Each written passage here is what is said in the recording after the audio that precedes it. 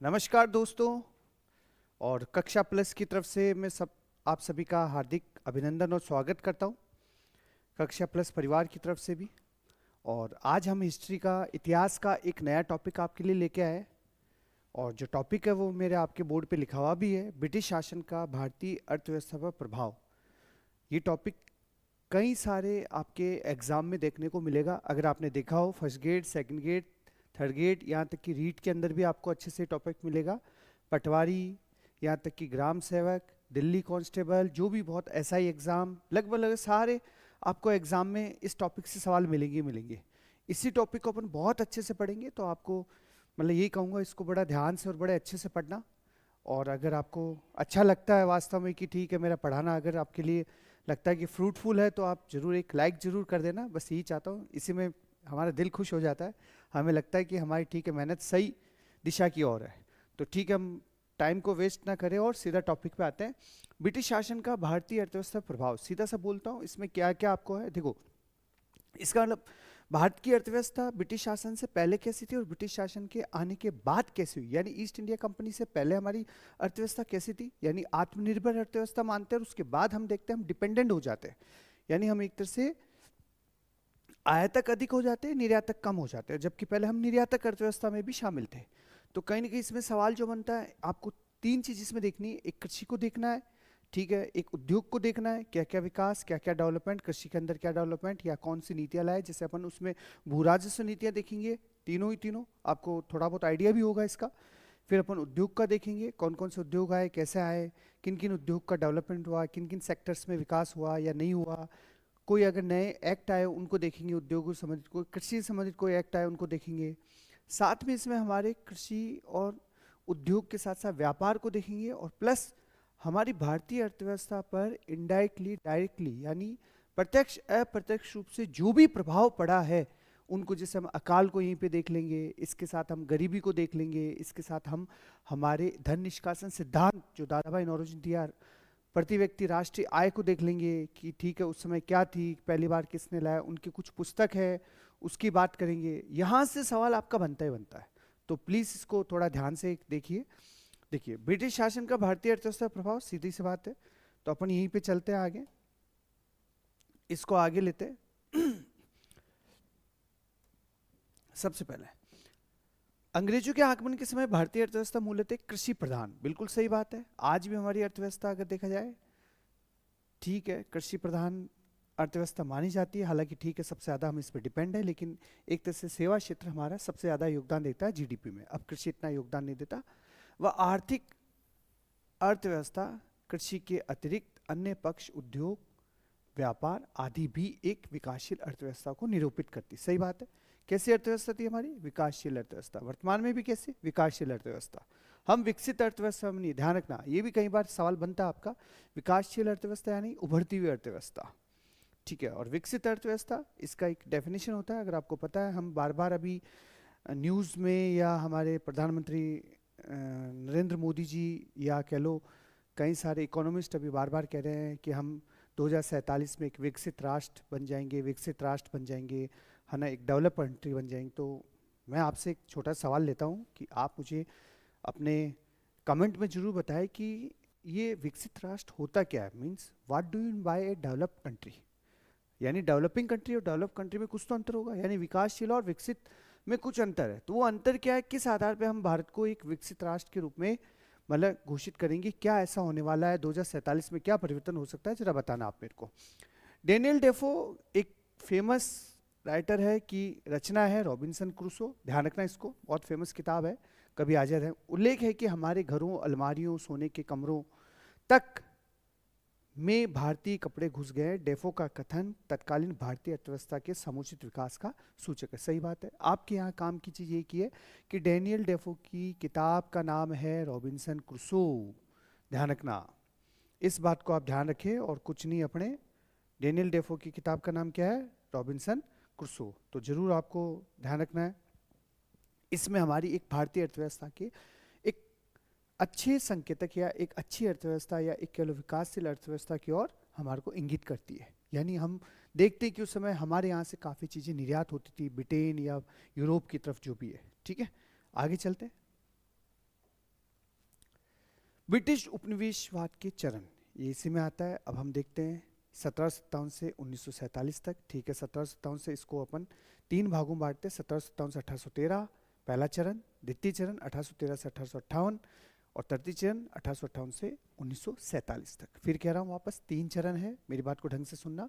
1757 से 1813 यानी ब्रिटिश यानी ब्रिटेन का जो यहाँ पर एक तरह से काम करने का तरीका, हमारे को भारत को उपनिवेश बनाने का जो था उनका मंसूबा कि हम भाई भारत को भी एक अच्छा उपनिवेश बनाए, और वास्तव में उस समय भारत उनका सबसे अच्छा उपनिवेश माना जाता था। क्यों? क्योंकि भारत वास्तव में समृद्ध देश था। ठीक है, तो उसको 3 चरणों में कैसे विकसित करना है, कैसे कितना ज़्यादा व्यापार, कितना ज़्यादा आपको इनकम, कितना ज़्यादा देश को विकसित बनाना है, ब्रिटेन को न कि भारत को, उस हिसाब से एक तरह से 3 अपन कहते हैं उपनिवेशवाद के यहाँ पे भारत में चरण आते हैं 1757 से 1947 तक। पहला देखिए 1757 से 1813। 1813 का एक एक्ट आता है, सबको पता होगा, जिसमें हम कहते हैं एकाधिकार को समाप्त कर देते हैं, व्यापारिक एकाधिकार को केवल चाची को छोड़ देते हैं। चाची यानी चाय और चीन के व्यापार को छोड़कर समस्त अधिकार छीन लेते हैं।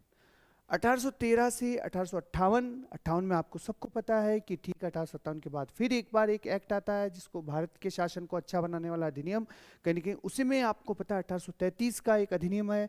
उस अधिनियम में चाय और चीनी को भी एक तरह से व्यापारिक एकाधिकार समाप्त कर दिया जाता है कंपनी का। और तृतीय चरण 1858 से 1947 यानी वित्तीय पूंजीवाद या विदेशी पूंजी निवेश का काल। जितना ज़्यादा हो आप विदेशी निवेश करेंगे, उससे आपको उतना ही ज़्यादा बेनिफिट रहेगा। तो देखिए इसमें 1757 से 1813 पहला चरण माना जाता है। फिर कह रहा हूँ बार बार, इसे हम वाणिज्यिक पूंजीवाद या व्यापारिक एकाधिकार का काल कहते हैं। यानी इस समय तक एक तरह से कंपनी ही सर्वे सर्वा थी, सब कुछ उसके हाथ में था, पूरा व्यापार उसके हाथ में था, इसलिए इसे अपन वाणिज्यिक पूंजीवाद या व्यापारिक एकाधिकार का काल सिंपल पूछ लेता है। वाणिज्यिक पूंजीवाद या व्यापारिक एकाधिकार का काल कब का है बता देना साहब। 1757 से 1813 का है। 1813 का एक्ट मैं लिख रहा हूं, इसको ध्यान रखना। इस एक्ट में केवल चाची को छोड़कर, किसको छोड़कर बच्चों? चाची को, मेरी बात को ध्यान रखना। चाची यानी चाय और चीन के व्यापार को छोड़कर बाकी सारे अधिकार छीन लिए गए, व्यापारिक एकाधिकार। इसलिए द्वितीय चरण में देखो 1813 से 1857 औद्योगिक पूंजीवाद या मुक्त व्यापार नीति का काल। मुक्त व्यापार यानी सीधी बात है, सबको अधिकार है, जो चाहे वो व्यापार कर सकता है, जो चाहे वो बिजनेस कर सकता है, जो चाहे वो आयात निर्यात कर सकता है। कंपनी का एकाधिकार हटा दिया गया। तो इसी काल में 1813 और एक और एक्ट आता है आपका 1833 का एक्ट। इसके अंदर आप देखते हैं कि कंपनी के व्यापारिक एकाधिकार से अपन चाय और चीन के व्यापार को भी छीन लेते हैं, यानी चाची को छीन लेते हैं। एक फॉर्मूला है, चाची यानी चाय और प्लस ची यानी चीन, चीन का व्यापार, इसका एकाधिकार 1813 तक बनाए रखते हैं, बाकी सारे छीन लेते हैं। 1833 में इसी बार सवाल आता है, ध्यान रखना, ये भी छीन लिया जाता है, यानी चाय और चीन के व्यापार को भी छीनकर पूर्णतः आपको मुक्त व्यापार का काल आ जाता है। तृतीय चरण वित्तीय पूंजीवाद या विदेशी पूंजीवाद का काल। इसी में आपको पता है सबसे ज़्यादा रेलवे का विकास होता है। उसका रीज़न है कि ठीक है, जितनी ज़्यादा विदेशी पूंजी लगाएंगे उतना ही ज़्यादा आपका यहाँ डेवलपमेंट, यहाँ पर जितना ज़्यादा पैसा लगाओ उतना ज़्यादा आपको बेनिफिट दिया जाए गवर्नमेंट की तरफ से। ये एक चीज़ था। तो तीनों आपको उपनिवेशवाद के चरण ध्यान रखने हैं। सिंपल सा टॉपिक है, कोई दिक्कत नहीं, कई बार आता है, ध्यान रखना है इसको। भू राजस्व व्यवस्था वेरी इंपॉर्टेंट, यहां से जरूर सवाल बनता ही बनता आपका। देखिए पहले भी सबसे ज्यादा अगर किसी क्षेत्र में रोजगार था तो कृषि में था, और आज भी अगर सबसे ज्यादा लोग अगर कहीं इन्वॉल्वमेंट है तो कृषि में। भले ठीक है हमारे आजकल वहाँ पे पर कैपिटा इनकम कम है, या कह लो हम शून्य बेरोजगारी ज़्यादा है कि लोग काम करते हुए दिखते हैं, लेकिन ठीक है इनकम कुछ जनरेट नहीं होती। जैसे एग्जांपल अपन का एक खेत है, उस खेत में अगर 10 व्यक्ति काम कर रहे हैं तो भी 10 बोरी होनी है, और 20 व्यक्ति काम करेंगे तब भी 10 ही बोरी होनी। तो हमारे को दिख तो रहा है कोई काम कर रहा है, लेकिन उत्पादन शून्य हो रहा है उसका, उसके द्वारा उन 10 व्यक्तियों द्वारा किया गया उत्पादन ना के बराबर, कुछ नहीं है। वही चीज़ है, उस समय कृषि सबसे मेन थी। और एक तरह से भू राजस्व आपको सबको पता है प्राचीन काल से लेकर मध्यकाल आधुनिक काल तक आय का प्रमुख स्रोत माना जाता है। क्या? भू राजस्व आपका आय का प्रमुख स्रोत माना जाता है, सबको पता है, ठीक है, इसलिए बता रहा हूँ। और वर्तमान में ठीक है सबसे ज्यादा जीडीपी में योगदान कौन देता है? सेवा क्षेत्र, ठीक है, ध्यान रखना। कृषि अब एक तरह से काफी पहले 52.1% था जब हम स्वतंत्र हुए थे, वर्तमान में लगभग 18% 17% के आसपास जीडीपी में योगदान है। ब्रिटिश शासन के दौरान भूराजस्व व्यवस्था आय का प्रमुख स्रोत था। इसी उद्देश्य से भारत की क्षेत्रीय विभिन्नताओं एवं परिवेश को देखते हुए मुख्यतः 3 प्रकार के बंदोबस्त किए गए, 3 प्रकार के करार किए। किसने? ब्रिटिश गवर्नमेंट ने। लेकिन क्षेत्रफल प्लस आपकी भौगोलिक अवस्थिति को देखते हुए, वहां के एक प्रकार से कह लो नेचर वहां का कैसा, उसको देखते हुए इन्होंने 3 प्रकार के लाए, अलग अलग क्षेत्रों में अलग अलग व्यवस्था। पहले आते स्थायी बंदोबस्त, इसे दोस्तों अपन कहते हैं इस्तमरारी, इस्तमरारी या जमींदारी व्यवस्था। ठीक है, मैं टीम को बोल लूंगा, थोड़ा इसको सुधार कर देंगे। स्थायी बंदोबस्त यानी इस्तमरारी या जमींदारी व्यवस्था, दूसरी आती है रैयतवाड़ी व्यवस्था, तीसरी आती है महालवाड़ी व्यवस्था। ऐसे बताता हूं, स्थायी बंदोबस्त या इस्तमरारी या जमींदारी व्यवस्था में जो मूल अधिकार दिया जाता है जमींदारों को दिया जाता है। ठीक है, सर्वप्रथम इसको लेके आता है, एक स्थायी स्रोत बनाती ब्रिटिश सरकार, आगे पढ़ाऊंगा। उसके बाद अपन देखते हैं रैयतवाड़ी व्यवस्था। दक्षिण भारत में मुख्यतः रैयतवाड़ी व्यवस्था, रैयत यानी किसान, किसानों को मालिक बनाने की कोशिश करते हैं, पट्टा देते, लेकिन वास्तव में मालिक एक प्रकार से किसान न होकर ब्रिटिश गवर्नमेंट होती है। यहाँ भी जमींदार होते हैं, बट जमींदार ना होकर ब्रिटिश गवर्नमेंट ही मालिक है, कंपनी है। महालवाड़ी यानी एक पूरा गांव, एक पूरे गांव को सामूहिक जिम्मेदारी देकर आप है ना उनसे टैक्स वसूलते हो। अलग अलग प्रकार की व्यवस्था, यही चीज है, इसलिए हमारे को कई बार पूछते हैं तीनों से कौन इसको लेकर, इसका जनक कौन है, कितना प्रतिशत है, कौन से क्षेत्र में लागू हुआ, कितने प्रतिशत क्षेत्रफल पे लागू हुआ। जो भी सवाल बनेगा यहीं से बनेगा आपका। अगला देखिए, सबसे पहले आपका स्थायी बंदोबस्त, बिल्कुल सही है। स्थायी बंदोबस्त या इस्तमरारी, ध्यान रखना आप कंफ्यूज मत होना है, बंदोबस्त या जमींदारी बंदोबस्त या व्यवस्था, जो भी आप बोलो एक ही बात है तीनों, स्थायी बंदोबस्त है, इस्तमरारी व्यवस्था या जमींदारी। 1793 में तत्कालीन गवर्नर जनरल कौन? Lord Cornwallis. ध्यान रखना, पूछ ले कि स्थायी बंदोबस्त का जनक कौन है? लॉर्ड कॉर्नवालिस है भाई, सीधी बात है। पूर्वी भारत के क्षेत्रों में, कहाँ पे? पूर्वी भारत यानी बंगाल, बिहार, उड़ीसा, ठीक है, आदि में लागू की गई ये व्यवस्था। ठीक है, फिर कह रहा हूँ 1793 में मुख्य रूप से लागू की जाती है, लॉर्ड कॉर्नवालिस के द्वारा लागू की जाती है पूर्वी भारत के क्षेत्रों में, बंगाल, बिहार, उड़ीसा। और इस व्यवस्था सर्वप्रथम 1763 में बंगाल, बिहार और उड़ीसा में लागू किया गया था। सबसे पहले 1763 में लाए। पहले इसको एक तरह से 5 वर्ष के लिए लाते हैं, बाद में इसको एक तरह से 1 वर्षीय कर देते हैं। अमीनी कमीशन कभी आए तो ध्यान रखना इसी से संबंधित है और कुछ नहीं है कि अमीनी कमीशन का गठन किससे संबंधित है, बता देना, स्थायी बंदोबस्त या भूराजस्व व्यवस्था से संबंधित है। ठीक है, फिर कह रहा हूँ 1793 में तो उसको लागू हुआ, फेमस बड़े स्तर पे, इसलिए मैंने सबसे पहले इसी को लिखा, ध्यान रखना। हालांकि सबसे पहले अपन लाते हैं 1763 में इसको, ठीक है। फिर इसके बाद इसको 5 वर्षीय करते हैं, फिर उसके बाद इसको 1 वर्षीय करते हैं, 1 वर्षीय करने के बाद इसको वापस एक अमीनी कमीशन का गठन करते हैं। याद रहेगा आपको 1793 याद रखना है, तत्कालीन गवर्नर जनरल लॉर्ड कॉर्नवालिस से याद रखना है आपको, बंगाल, बिहार, उड़ीसा यानी पूर्वी भारत को आपको याद रखना है कि कहाँ कहाँ लागू किया। अमीनी कमीशन किससे संबंधित था? इससे संबंधित था, ये याद रखना आपको। अब देखिए स्थायी बंदोबस्त से सर्वप्रथम विचार फिलिप फ्रांसिस द्वारा दिया गया, लेकिन इसके स्वरूप को लेकर एक विवाद था। विवाद ये था कि भाई आखिर अपन मालिक किसको बनाते हैं, ठीक है। विचार इसका था, लेकिन फिर भी जनक कहे तो लॉर्ड कॉर्नवालिस बोल रहा है। तत्कालीन गवर्नर कॉर्नवालिस ने जॉन शोर का समर्थन किया और जमींदारों को भूमि का स्वामी बनाया, न कि किसानों को। फिलिप फ्रांसिस चाहता था किसानों को स्वामी बनाया जाए जैसे इंग्लैंड में बनाते थे, लेकिन जॉन शोर चाहता था किसको? जमींदारों को मालिक बनाया जाए, ताकि ठीक है ज़्यादा ज़्यादा आपको बेनिफिट मिले। ठीक है, 1790 में ये व्यवस्था 10 वर्षीय कर दी गई और 1793 में इसे स्थायी कर दिया गया। इसलिए जब भी आए कि स्थायी बंदोबस्त कब से लागू हुआ या कब से प्रारंभ, 1793 को ही करना है, न कि 1763 को। बार बार कह रहा हूं, इसको ध्यान में रखना आपको, ठीक है। किसके द्वारा लाया गया? कि गवर्नर लॉर्ड कॉर्नवालिस के द्वारा लाया गया, ठीक है, कोई दिक्कत नहीं। ठीक है, विवाद आपसे नहीं पूछेगा। मालिक किससे माना गया? भाई जमींदारों को भूमि का मालिक माना गया। हालांकि जमींदारों को एक तरह से कहने को तो वो भूमि के मालिक थे, इसके लिए कई सारे कानून लाए गए। वास्तव में मालिक कौन था? ब्रिटिश आपका यानी ईस्ट इंडिया कंपनी, ब्रिटिश सरकार। एक तरह से कैसे?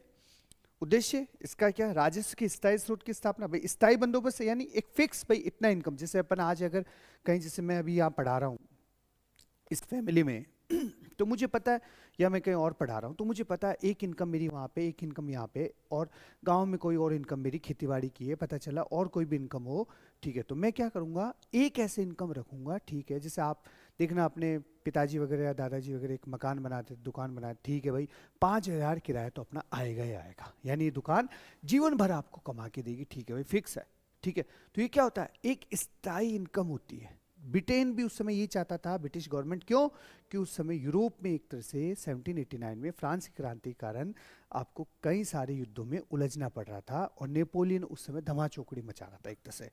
तो सीधी सी बात है, अगर युद्ध होने हैं तो आपको भाई इनकम चाहिए। राजस्व के स्थायी स्रोत की स्थापना, वसूली में बचत हुई, क्यों? जमींदारों को बनाया गया, जमींदार के रूप में एक स्थायी सामाजिक आधार वाले वर्ग की प्राप्ति भी हुई। जब आपने किसी को अधिकार दिया तो क्या करेंगे वो, जो जैसे आज अगर बीजेपी गवर्नमेंट और मुझे जॉब देती है तो मैं बीजेपी गवर्नमेंट को वोट दूंगा, और अगर कांग्रेस गवर्नमेंट मुझे जॉब देती है मैं कांग्रेस गवर्नमेंट को दूंगा, सीधी सी बात है। तो यहाँ भी भाई जमींदारों को एक तरह से किसने अधिकार दिया? ब्रिटिश गवर्नमेंट ने, तो वो ब्रिटिश गवर्नमेंट को ही एक तरह से उनका ही साथ देंगे। आगे चलते हैं अपन थोड़ा सा। प्रमुख प्रारंभ में से बंगाल बिहार था, बाद में उड़ीसा, वाराणसी, ध्यान रखना वाराणसी में जोनाथन डंकन लेके आता है इसे, ध्यान रखना इसको, पूर्वी भारत विशेष का ध्यान रखना, वाराणसी भी एक तरह से पूर्वी भारत आपके आता है। इस व्यवस्था में स्वामी भले ही जमींदार को माना गया, लेकिन वास्तविक स्वामी अंग्रेज थे और जमींदार को सूर्यास्त कानून, इसको जरूर ध्यान में रखना है, सूर्यास्त कानून को, ठीक है, 1794 ये ध्यान रखना, संपत्ति जब्ती अधिनियम 1793 ये भी ध्यान रखना। यानी सूर्यास्त कानून के प्रावधान अनुसार एक नियत तिथि तक लगान जमा कराना था, अन्यथा उनकी भूमि नीलाम कर दी जाती। तो सीधी बात है, कृषि का क्या होना था? बंटाधार होना था। कैसे भाई? एक एग्जाम्पल, जैसे आपने कहा साहब कि मेन मालिक किसे माना गया? जमींदार को। अब पता चला पहले आपके ऐसे तो कोई बड़े बड़े लोडिंग आपके मतलब ट्रक नहीं थे, या आपके इतने बड़े वैगन्स या मतलब कह लो मालगाड़ियाँ नहीं थी, या इतने बड़े कार्गो प्लेन्स नहीं थे, ठीक है, गाड़ियों में आता था माल बैलों के साथ। पता चला हजार हजार गाड़ियाँ एक साथ, या पता चला 100 गाड़ियाँ एक साथ चल रही, एक भी गाड़ी अगर खराब हो जाती या एक भी बैल मर जाता तो वो सारा कारवां रुकता। फिर रास्ते उबड़ खाबड़, मौसम, सबको देखना पड़ता। तो कई बार क्या होता, जमींदार लेट हो जाते थे, लेट होते ही उनका क्या होता, सीधी बात है, संपत्ति जब्ती अधिनियम 1793 के तहत या फिर सूर्यास्त कानून 1794, भाई सूर्य अस्त होने से पहले पहले आपको नहीं पहुंच पाते तो उनकी एक तरह से जमींदारी नीलाम कर दी जाती। तो इससे जमींदार क्या हो गए, एक तरह से डेवलपमेंट करने में बिल्कुल पिछड़ गए। जो उनको लगा अगर हमारे पास वास्तव में ये हमारी है ही नहीं तो हम कृषि में विकास क्यों करें, इसलिए हमारी कृषि लगातार पीछे। इसलिए ये व्यवस्था भी लगभग बाद में एक तरह से सही साबित न होकर मतलब किसानों के लिए शोषण का ही जरिया बनी। आगे देखते हैं, दो चीज ध्यान रख लेना इसमें भाई, पहले बोला बंगाल, बिहार, उड़ीसा, ठीक है, तीनों राज्य आपके होने चाहिए, सही बात है। साथ में वाराणसी, वाराणसी मैंने पहले कह दिया, जोनाथन डंकन जो आपके है वो लेके आता है, सही बात है। फिर मैंने कहा आपको कि इसमें जमींदार को मालिक माना गया, लेकिन वास्तव में जमींदार को मालिक नहीं माना गया, क्यों? कि उसमें दो कानून ऐसे थे, संपत्ति जब्ती अधिनियम 1793 और आपका सूर्यास्त कानून 1794। दोनों के अंदर आपने देखा कि कहीं ना कहीं उस जमींदार की जो भूमि थी या जमींदारी थी उसको नीलाम कर दिया जाता था, इसलिए कहीं ना कहीं हमारी कृषि में विकास न होकर हमारी कृषि भारत की पिछड़ी पिछड़ी यहाँ पे, ठीक है। इसको दो चीज को ध्यान रखना है यहाँ पर। आगे चलते, रैयतवाड़ी व्यवस्था दूसरी वाली, क्या है? रैयतवाड़ी व्यवस्था। एक मिनट में वापस आता हूँ, इसमें एक चीज और ऐड होनी थी, ऐड ये होनी थी, ठीक है। यह भारत के लगभग 19% पर लागू की गई। कितने क्षेत्रफल पर? भारत के 19% क्षेत्रफल के, 19%, इसको याद रखना, माफी चाहूंगा, क्षेत्रफल पर लागू किया गया।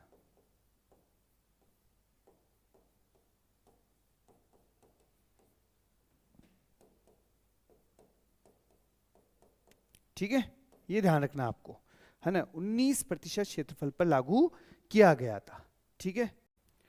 जैसे मैंने आपको कहा था कि यहाँ पर एक चीज ध्यान रखना, एक चीज ऐड कर लेना, भारत के 19% क्षेत्रफल पर इसको लागू किया गया, और साथ में इसका जो सरकार का जो हिस्सा था वो भी आपको बता देता हूँ, है ना। सरकार का जो हिस्सा था वो एक तरह से आपके लगभग 89% सरकार को देना होता था, 11% जमींदारों को रखना होता था, ठीक है।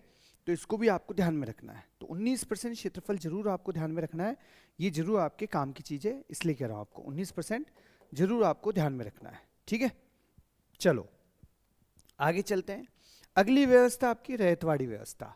रैयतवाड़ी देखिए, रैयत, रैयत यानी होते हैं किसान, सीधी सी बात है। ब्रिटिश शासन से पूर्वी भारत में किसानों से सीधे सीधे बंदोबस्त करने की एक व्यवस्था थी।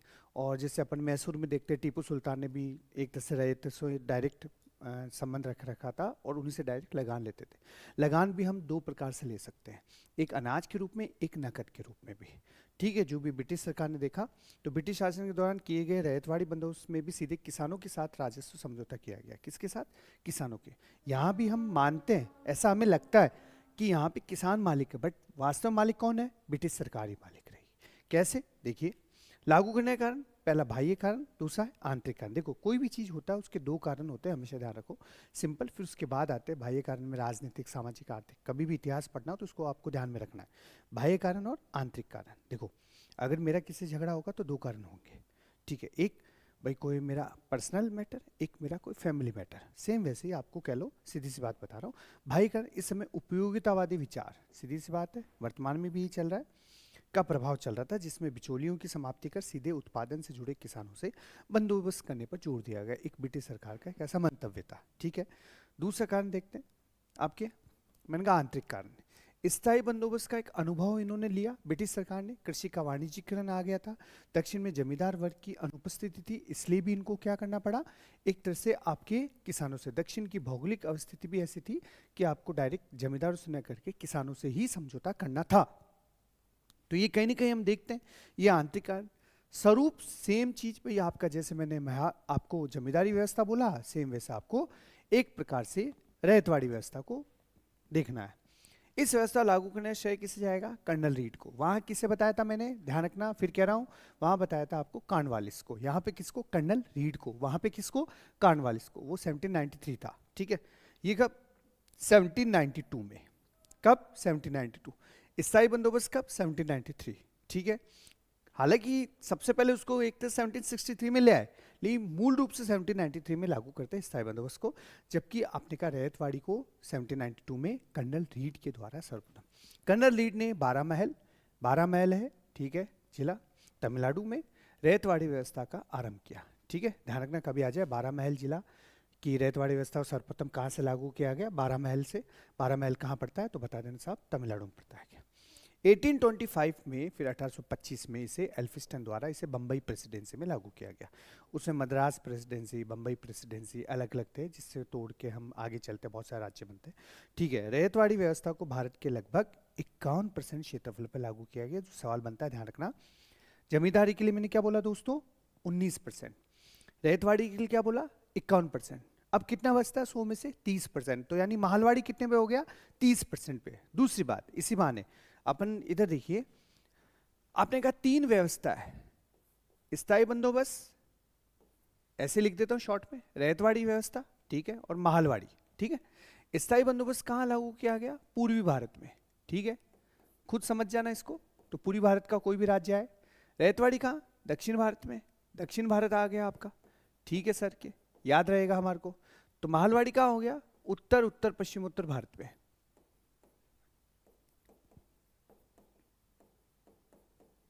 पश्चिम उत्तर भारत में। एक तो ये आपका सिंपल फॉर्मूला कि ठीक है साहब, तीन व्यवस्था तीन जगह। इसको जो स्थायी बंदोबस्त था पूरी भारत में जो लागू किया, इसे भारत के कुल 19% क्षेत्रफल पे लागू किया गया। कितने पे? 19 पे। दक्षिण भारत में जो रैयतवाड़ी व्यवस्था को लाया गया, इसे हम 51% क्षेत्रफल पे लागू करते हैं। कितने पे? 51% पे।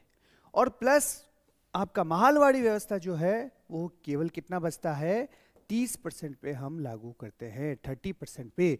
तो 19, 51 और 30, सिंपल याद। कई बार पूछता है आपसे, सिंपल सवाल पूछता है तो भी हमारे को नहीं आता, हम टफ की तरफ भागते, जबकि होना क्या चाहिए, हमारे इजी सवाल गलत नहीं होने चाहिए, वास्तव में यही है। तो तीन चीज आपको बोल रहा हूं मैं, फिर कह रहा हूं, स्थायी बंदोबस्त पूरी भारत में 19% क्षेत्रफल पे, रैयतवाड़ी व्यवस्था दक्षिण भारत में 51% क्षेत्रफल पे, और आपकी महलवाड़ी व्यवस्था उत्तर उत्तर पश्चिम उत्तर भारत में 30% क्षेत्रफल पे आपका रहेगा। सेम यही चीज बोला है, इसको कोई दिक्कत नहीं। आगे चलते हैं आपके, ठीक है। विशेषता, किसानों को भूमि का स्वामित्व दिया गया, मैंने बोल दिया, लेकिन यह शर्त रखी गई कि नियत समय पर अदायगी न करने पर उसे बेदखल कर दिया जाएगा। सीधी बात है, वही बात है, बेदखल कर दिया जाए तो क्यों इतनी मेहनत करेगा, क्यों ज़्यादा उत्पादन करेगा। सिद्धांत रूप में भू राजस्व की दर 1/2 रखी गई वास्तव में, लेकिन वास्तव में ये इससे कहीं अधिक थी। क्यों? कि बिचौलिए बहुत ज़्यादा हो गए। कैसे, वो भी आपको बताऊंगा। इस व्यवस्था में भी किसानों की दुर्गति अधिक हुई और बिचौलियों व कंपनी के द्वारा इनका और अधिक क्या हुआ? शोषण हुआ। कैसे? एग्जाम्पल, सपोज आज मैं अजमेर से हूँ, अजमेर में कई सारी तहसीलें होगी, चलो माना मैंने 7 तहसील है, 7 तहसील में कई सारी पंचायत समितियां होगी, ठीक है, मैंने माना 20 पंचायत समितियां हैं, और पंचायत समिति में कई सारे आपके पंचायतें होगी, मैंने माना 100 पंचायत है। तो हर पंचायत में 2 3 1 गांव तो होगा। हर पंचायत से कोई ना कोई एक व्यक्ति को जिम्मेदारी दूंगा, भाई आप लेके आओ, ठीक है। अब वो काम करेगा तो फ्री में थोड़ी करेगा, वो भी कुछ लेगा। फिर वो पहुंचाएगा पंचायत समिति में, तो पंचायत समिति में सारे पंचायत वाले जो होंगे, जैसे अराई पंचायत समिति है, तो सारी पंचायतें जितनी भी लगती है उनका सबका एक पंचायत समिति में आएंगे, सब उसको देंगे, वो भी कुछ एक्स्ट्रा लेगा। पंचायत समिति से अपन चलते हैं तहसील में, ब्लॉक स्तर पे, तो वो भी कुछ लेंगे ब्लॉक स्तर वाले। फिर वहाँ से आपके जिला स्तर पे, फिर वो भी कुछ लेंगे, फिर राज्य स्तर पे वो भी कुछ लेंगे। तो धीरे धीरे क्या हो, पिचोले इतने ज़्यादा हो गए कि वास्तव में आधे की जगह 60% से ज़्यादा आपका किसानों से भू राजस्व वसूला गया। अगर 10 बोरी हो रही है, 6 6.5 बोरी अगर किलो टैक्स में दे देगा तो खाएगा क्या? तो क्या वास्तव में हमारी कृषि की एक तरह से कह लो कि कोई विकास होगा कृषि में, या उसको हमको लगता है कि उसमें वृद्धि होगी? नहीं, बिल्कुल नहीं होगी। ठीक है, आज भी स्थिति है। अब तो हम इतना बहुत कुछ कर रहे हैं, ठीक है, फिर भी हमारी अभी भी कृषि पिछड़ी ही है। उसकी कई सारे रीज़न है, ठीक है, वो अपन फिर कभी देखेंगे। लेकिन यहाँ पे जो चीज़ है वो बता दी मैंने आपको। आगे देखिए, महालवाड़ी व्यवस्था, अगली कौन सी है? महालवाड़ी व्यवस्था। ठीक है, सामान्य परिचय। इस व्यवस्था के तहत भूमि व्यवस्था आधार एक महाल यानी एक गांव को बनाया गया। इसमें एक सामूहिक उत्तरदायित्व का निधान किया जाता था। मतलब भाई जैसे सपोज एक गांव, भाई इस गांव से हमें इतना भाई आपको टैक्स देना है। अब पता चला किसी किसान के कम हुआ, किसी के ज़्यादा हुआ, तो क्या होता है कि ठीक है, हम गांव वालों में थोड़ी एकता अच्छी होती है, सौहार्द अच्छा होता है, सद्भावना अच्छी होती है, आपस में मेल जोल सहायता का एक हमारे अंदर गांव में एक आज भी चीज़ कायम है या जिंदा है। तो हम क्या, किसी भी किसान की भूमि नीलाम नहीं होने देते जल्दी से। तो यहाँ पे विशेषकर पश्चिमोत्तर भारत या अपन के उत्तर भारत में ये व्यवस्था लाई गई थी। ठीक है, तो इसमें क्या था, एक महल या गांव को बनाया गया। इसमें एक सामूहिक उत्तरदायित्व का निदान किया गया, जिसमें पूरे ग्राम समुदाय का एक प्रति नंबरदार या लंबरदार के साथ बंदोबस्त किया जाता है। भाई ठीक है, ये तेरी व्यवस्था, तेरी जिम्मेदारी है, इस गांव से तो इतना हमारे को भू राजस्व ला कर देगा। तो ठीक है, किसी ज़्यादा किसी कम किसी नहीं होता तो वो मिला देते, ठीक है, जो भी है अच्छा था।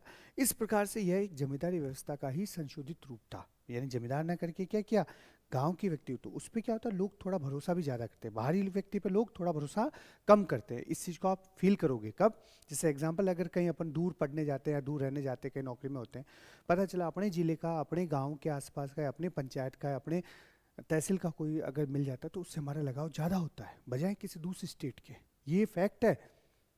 सेम वैसा ही, ठीक है ना। हॉल्ट मैकेंजी को महालवाड़ी व्यवस्था का जन्मदाता माना जाता है। तीनों को बता देता हूं आपको। स्थायी बंदोबस्त का जन्मदाता कार्नवालिस, ठीक है सर, याद रहेगा कि हमें, ठीक है। आपने कहा रैयतवाड़ी व्यवस्था का कर्नल रीड, ठीक है, आपको याद रहना चाहिए भी, कोई दिक्कत नहीं। और महालवाड़ी का कौन है? हॉल्ट मैकेंजी, ठीक है सर, याद रहेगा हमारे को मैकेंजी। तीनों का मैंने बता दिया वापस एक जगह ताकि याद रहे आपको। फिर कह रहा हूँ, स्थायी बंदोबस्त का लागू करने का श्रेय कार्नवालिस को, रैयतवाड़ी का लागू करने का श्रेय कर्नल रीड को 12 मील से, और महालवाड़ी को लागू करने का श्रेय हॉल्ट मैकेंजी को। आपको सबको पता है, ठीक है, तीनों चीज़ है, कोई दिक्कत नहीं। ये 19% क्षेत्रफल पे था दोस्तों, ये आपके 51% क्षेत्रफल पे था दोस्तों, और ये आपके 30% क्षेत्रफल पर लागू किया गया दोस्तों।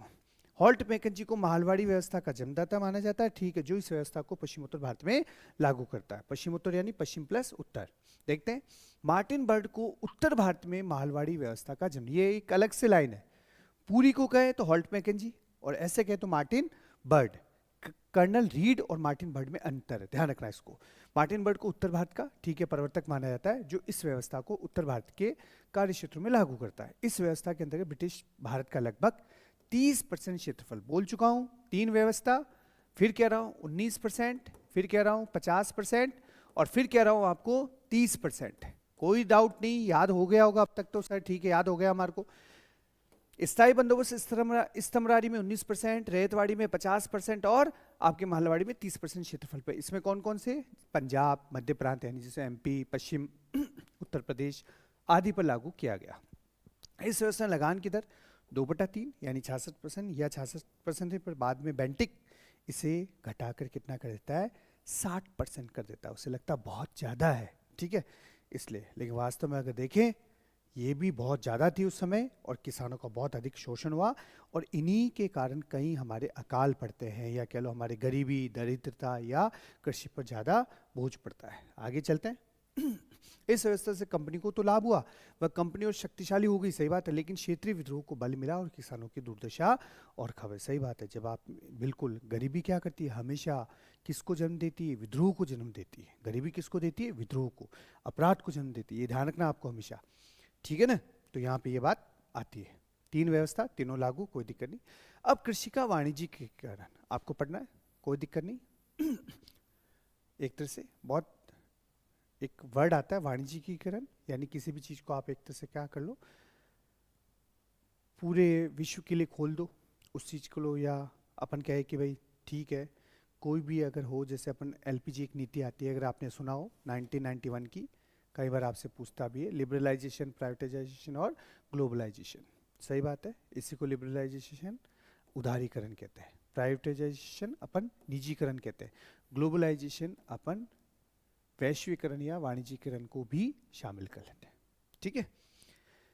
अर्थ क्या देख लो, कृषि के वाणिज्यीकरण का अर्थ है कृषि का बाजार उन्मुख होना या किसानों की बाजार में भागीदारी बढ़ना, यानी ऐसी फसलें लाना जिनका उद्देश्य अधिक से अधिक लाभ कमाना हो। आज भी अपन यही करते हैं। जैसे एग्जांपल, जिन पे सबसे ज़्यादा एमएसपी मिलता है हम उन्हीं को सबसे ज़्यादा उगाते हैं। जैसे आप दलहन उगाते हो, तो दलहन क्या है, एक तरह से वाणिज्यिक फसल है, ठीक है, कमर्शियल क्रॉप में आता है लगभग।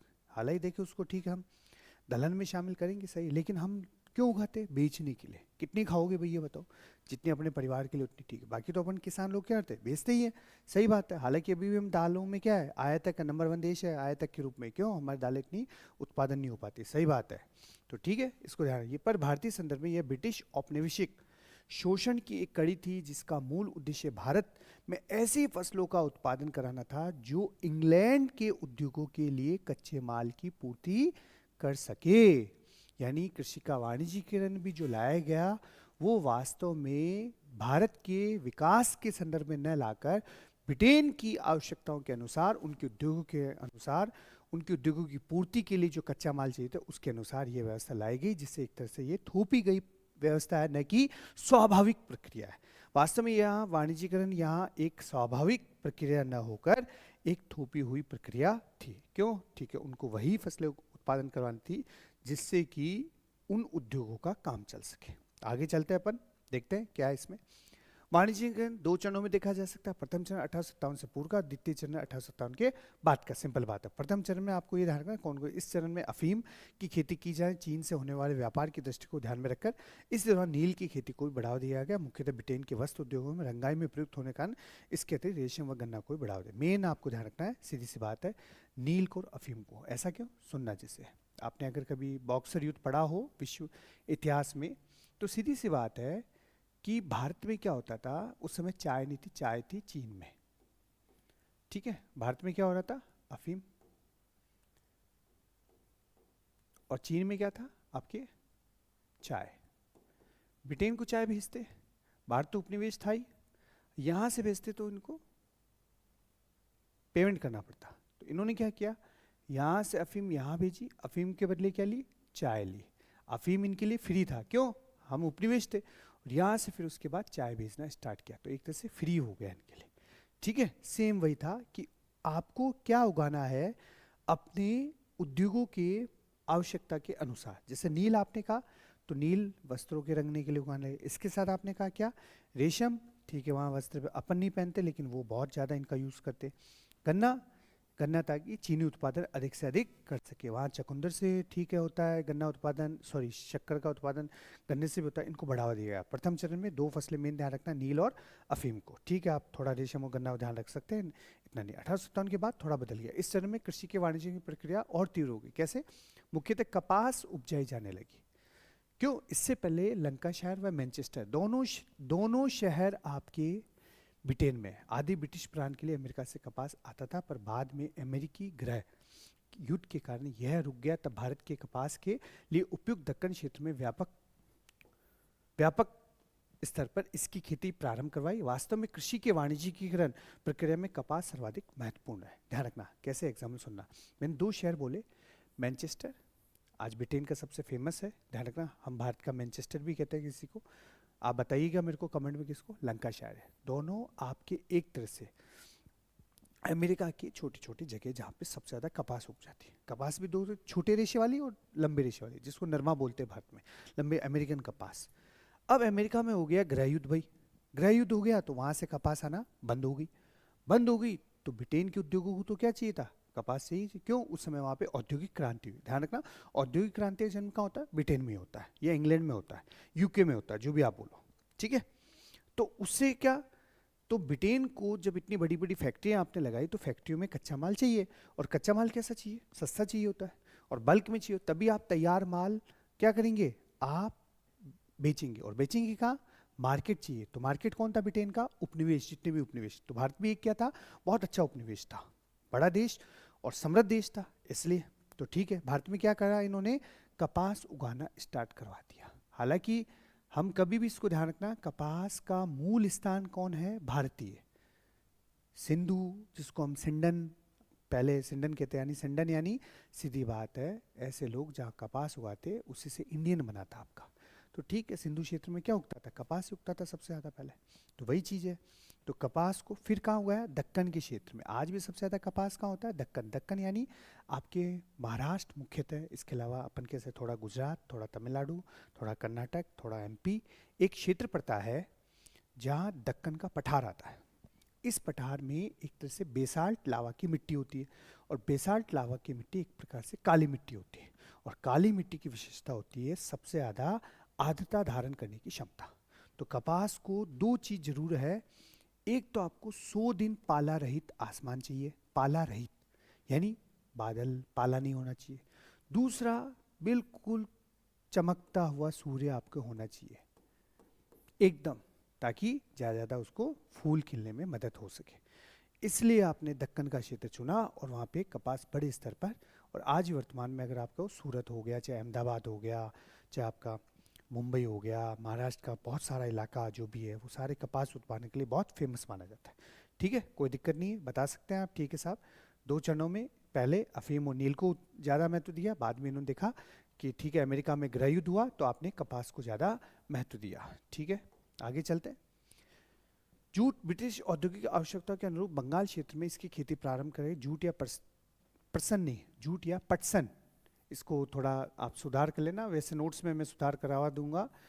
जूट या पटसन, पटसन बोलते से सुनहरा रेशा, यानी गोल्डन थ्रेड भी कहते से, में बड़े स्तर पर पूंजी निवेश किया गया। आज भी जूट उत्पादन भारत नंबर 1 है, ध्यान रखना इस बात को, और पश्चिम बंगाल नंबर 1 है जूट उत्पादन में। देखिए इधर ब्रिटिश, यानी इसमें जूट को भी महत्व दिया, यानी रेशेदार, क्या है रेशेदार फसलें कौन कौन सी, 2 है, कपास और जूट, आपका बता सकते हो, कोई दिक्कत नहीं आपको।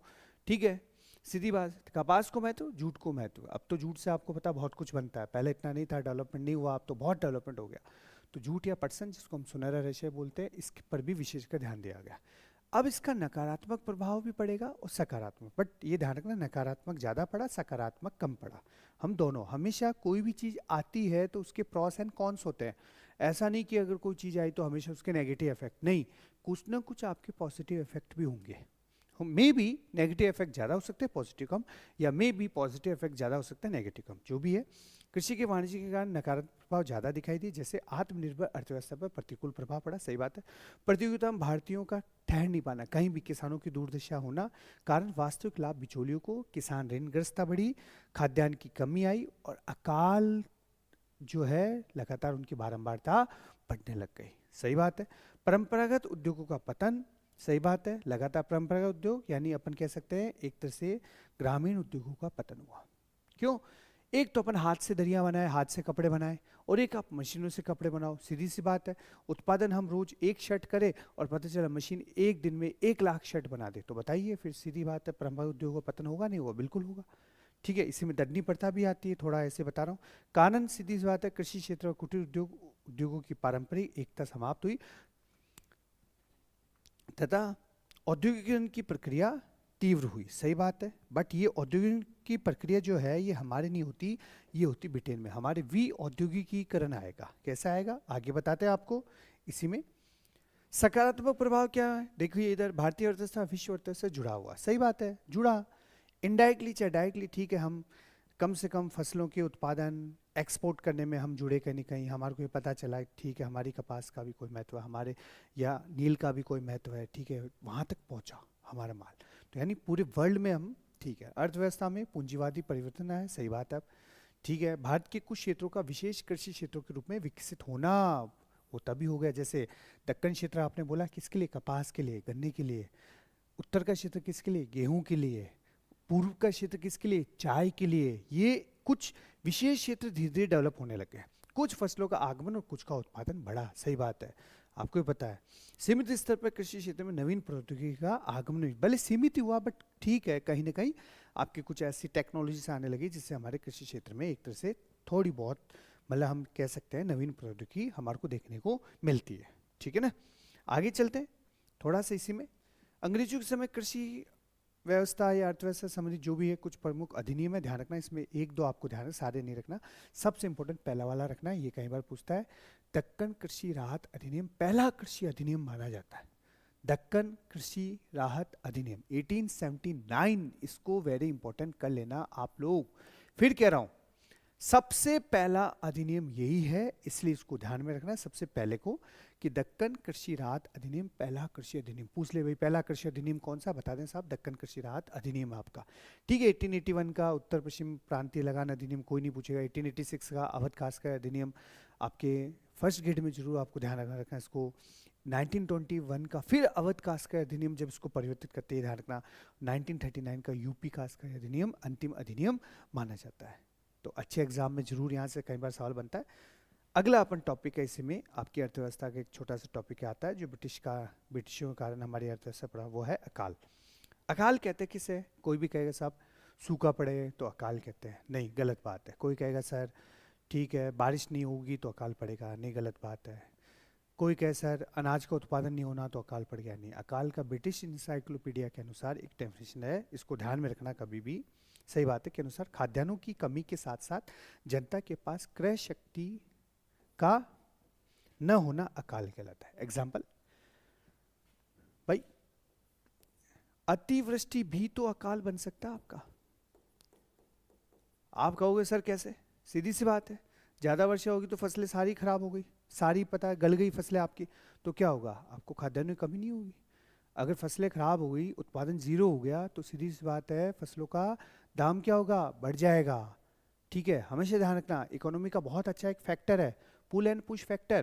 पुल एंड पुश फैक्टर का मतलब क्या है, अगर किसी चीज की मार्केट में कमी है तो उसका दाम बढ़ जाएगा, और अगर किसी चीज की बहुत ज्यादा सप्लाई हो रही है तो उसका दाम घट जाएगा। एग्जाम्पल, पता चला बरसात के समय आपने देखा होगा विशेषकर सब्जियां महंगी हो जाती है, क्यों, पहुंच नहीं पाती।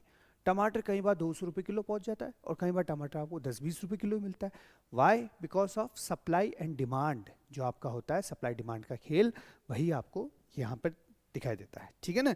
अगर पता चला हमारे यहाँ पे चाहे अतिवृष्टि हुआ, चाहे सूखा हुआ, चाहे हमने कहा चाहे आपके अनावृष्टि हो गया, बिल्कुल वर्षा नहीं हुई, ठीक है, चाहे पता चले टिड्डी दल का आक्रमण हो गया, पूरी फसलें चौपट कर दे, कुछ भी कारण से बाढ़ आ गई, तब भी आपके माना जाएगा। पता चला सारी फसलें सारे खेत बह गए, तो आपके क्या होगा, खाद्यान्न की कमी। खाद्यान्न की कमी होगी तो जनता उसको बहुत ज़्यादा भाव नहीं खरीद पाएगी, तो क्या होगा, गरीब इंसान मरेगा। इसे ही क्या कहते हैं, अकाल कहते हैं, ठीक है ना। ध्यान रखना इस बात को।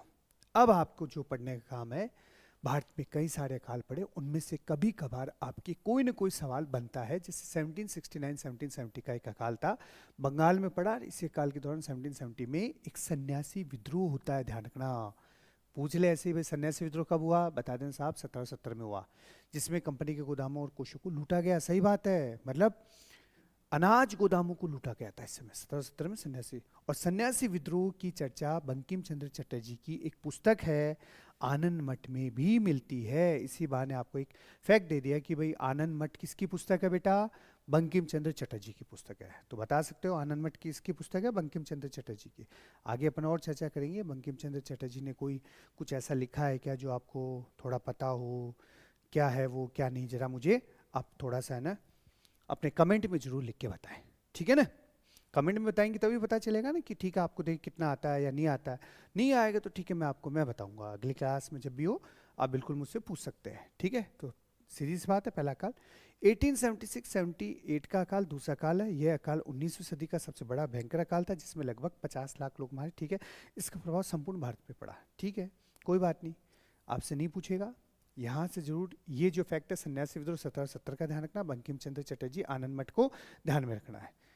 आपका अगला जो है 1889-90 का, ये बहुत बार पूछा है, राजस्थान के लेवल पे भी पूछा है, इंडियन लेवल पे भी पूछा है, इंडिया जीके में भी सवाल बनता है, राजस्थान की जीके में सवाल है।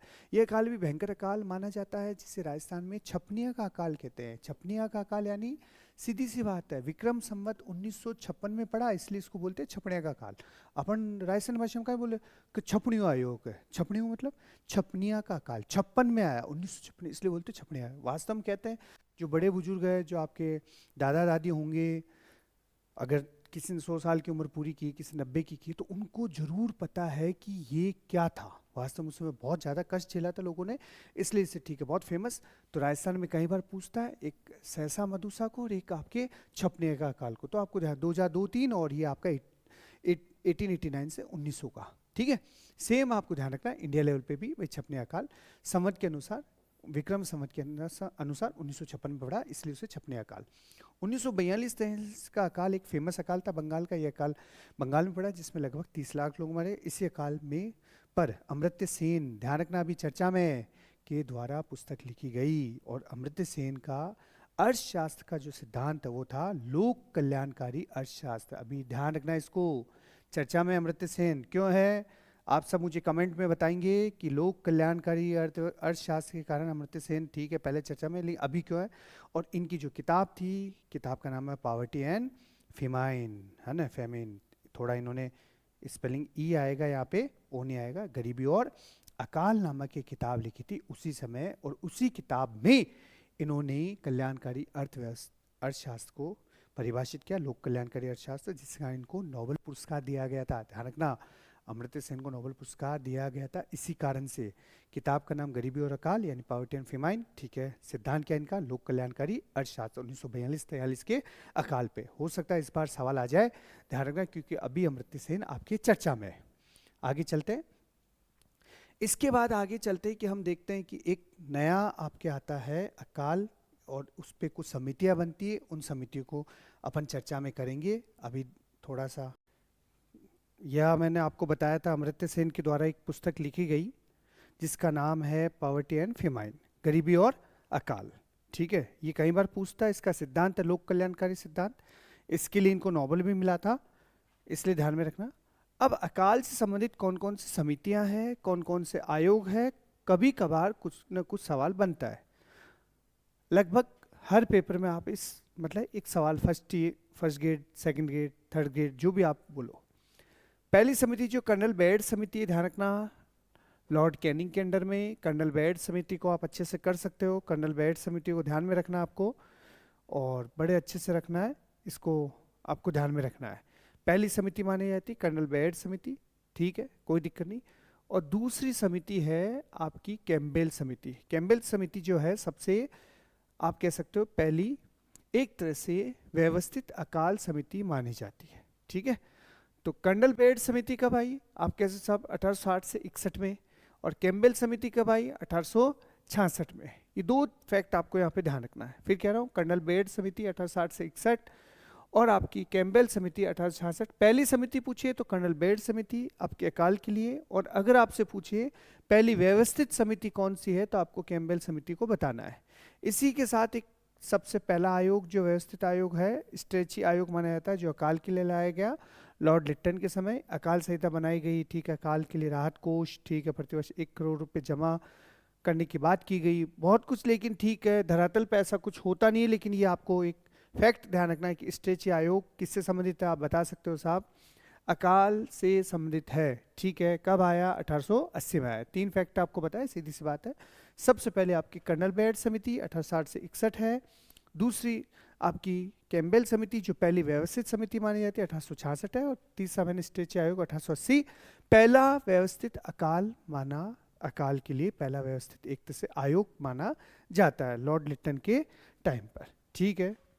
आगे चलते अपन, एक नई चीज आपको बता रहा हूं, इसी का पार्ट है आपके जो भारतीय अर्थव्यवस्था पे जो प्रभाव की बात हम कर रहे हैं, वी औद्योगिकीकरण यानी डी इंडस्ट्रियलाइजेशन। एक वर्ड आता है औद्योगिकीकरण यानी इंडस्ट्रियलाइजेशन, अगर आपने कभी सुना हो, ठीक है, आपको पता भी होगा।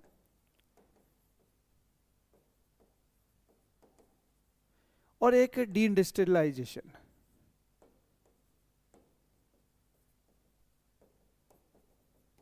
ठीक है, आप समझ जाएंगे मेरी बात को। दो चीज यहां पे ध्यान रखना है, यानी औद्योगिकीकरण, वी औद्योगिकीकरण। औद्योगिकीकरण का मतलब होता है छोटे छोटे उद्योगों के स्थान पर बड़े उद्योगों की स्थापना होना। यानी हमारे हस्त उद्योग जो होते हैं, हमारे कुटीर उद्योग जो होते हैं, वो धीरे धीरे समाप्त हो जाते हैं बड़े बड़े उद्योगों की स्थापना के कारण। बड़े बड़े उद्योग की स्थापना होती है तो हमें उसे कहते हैं औद्योगिकीकरण। औद्योगिक क्रांति सर्वप्रथम ब्रिटेन में आती है, सबको पता है। उस समय सूती कपड़ों को लेकर एक क्रांति होती है, केवल बहुत सारी चीज़ें साथ में जुड़ जाती है, बट मेन वास्तव वस्त्रों के लिए ही वो क्रांति मानी जाती है, ठीक है। लेकिन भारत में इसका उल्टा होता है यूरोप की तुलना में। कैसे? सामान्य शब्दों में भी औद्योगिक या परंपरागत उद्योगों के पतन, समझना, ठीक है, पतन तो हो रहे हैं का अर्थ या औद्योगिकीकरण की प्रक्रिया का अर्थ है अवरुद्ध हो जाना, हो जाना या पतन हो जाना, ठीक है। यानी भारतीय संदर्भ में ब्रिटिश शासन की स्थापना, ये थोड़ा टीम ने गलत लिखा है, मैं टीम को और कह दूंगा, थोड़ा सुधारे, स्थापना पर परंपरागत उद्योगों का पतन हुआ, जिसे भी औद्योगिकीकरण कहते हैं। यानी सुनना, औद्योगिकीकरण में क्या हुआ? औद्योगिकीकरण में ये हुआ कि परंपरागत उद्योगों का पतन हुआ, लेकिन उनके स्थान पर अपन कह सकते हैं नए उद्योगों का विकास हुआ।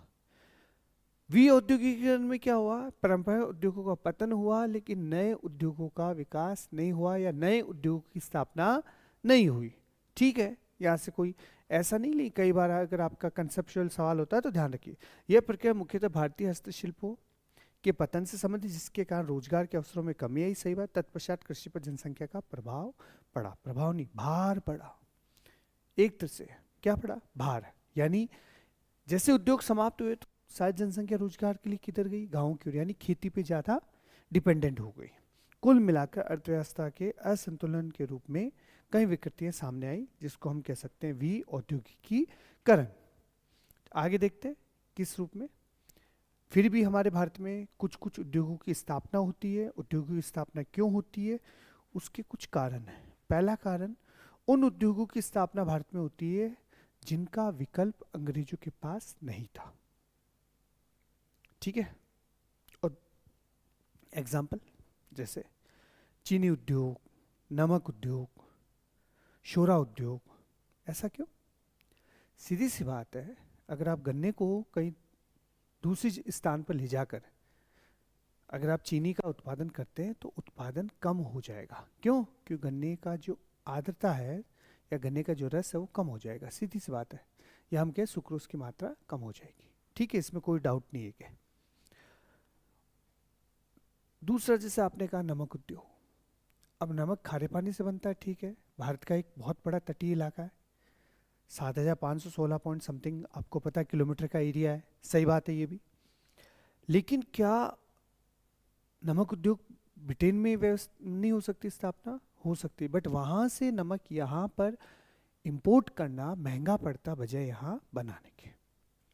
और कुछ उद्योगों की स्थापना इसलिए हुई दोस्तों, क्योंकि कहीं न कहीं आपके भारतीय पूंजीपतियों ने हिम्मत दिखाई और उन्होंने अपना एक तरह से दृढ़ निश्चय किया, जिससे कि हमारे यहाँ पर उद्योगों की स्थापना होती है। आप एक चीज ध्यान रखिएगा, अगर आपको वास्तव में वीडियो पसंद आता है तो प्लीज आप लाइक जरूर करते रहिए, एक थंबनेल जरूर देते रहिए, ताकि है ना हमें लगता रहे कि हम बिल्कुल सही दिशा में हैं और हमारी मेहनत बिल्कुल सही दिशा की ओर जा रही है। तो सबसे पहले सूती वस्त्र उद्योग की बात करते दोस्तों। सूती वस्त्र उद्योग, पहली कपड़ा मिल जो आपको पता है, सबको फेमस है, कई बार पूछता है, 1853 ईस्वी में कहाँ पर? बंबई में। और किसके द्वारा? कावसजी डाबर नानाभाई के द्वारा। इसको ध्यान में रखना है, पहली सूती वस्त्र मिल की जो स्थापना होती है बंबई में होती है, कावसजी डाबर नानाभाई के द्वारा होती है। और कब होती है? 1853 में होती है। सूती वस्त्र उद्योग का विकास मुख्यतः भारतीय पूंजीपतियों की ही पूंजी लगी थी, सीधी बात है, इसलिए हमारे इनका विकास हुआ। दूसरा, जूट या पटसन उद्योग, ठीक है, ये भी रेशा है और ये भी रेशा है। पहला जूट कारखाना 1855 में, 1855 ध्यान रखना, वहाँ पे 1853 ध्यान रखना है। 55 में कहा रिसरा, श्रीरामपुर, पश्चिम बंगाल में होता है, स्थापित किया गया। जूट उद्योग मुख्यतः यूरोपीय पूंजीपतियों का ही प्रभाव था, ठीक है, लेकिन साथ में 1884 ईस्वी में the Indian jute mill association की स्थापना भी की गई थी। एक फैक्ट आपको ध्यान रखना, यानी दो फैक्ट मैंने आपको बताए। पहली बात कि अपन ने कहा साहब, सूती वस्त्र उद्योग की पहली कपड़ा मिल 1853 में बंबई में कावसजी डाबर नाना भाई के द्वारा स्थापित की गई। दूसरी बात बताई कि पहली जूट जो आपका मिल है या पहला जूट उद्योग है या पहला जूट कारखाना 1855 में श्रीरामपुर, श्रीरामपुर कहाँ पड़ता है आपके? पश्चिम बंगाल में या रिसरा में होती है, ठीक है, इसको ध्यान रखना 1855, ठीक है। और लास्ट में the Indian jute mill association की स्थापना 1884 में होती है, क्या, ठीक है। इसके बाद अपन चलते हैं आगे, कोई दिक्कत नहीं। लौह व इस्पात उद्योग, आयरन एंड और, जिसको अपन बोलते हैं लौह इस्पात उद्योग, किसी भी देश के विकास के लिए एक महत्वपूर्ण कोर उद्योग माना जाता है। पहली फैक्ट्री 1889 में, ठीक है, Bengal Iron and Steel Company के नाम से स्थापित की गई। सीधी सी बात है, Bengal Iron and Steel Company बोला तो बंगाल में ही होगी, ठीक है, 1889 में।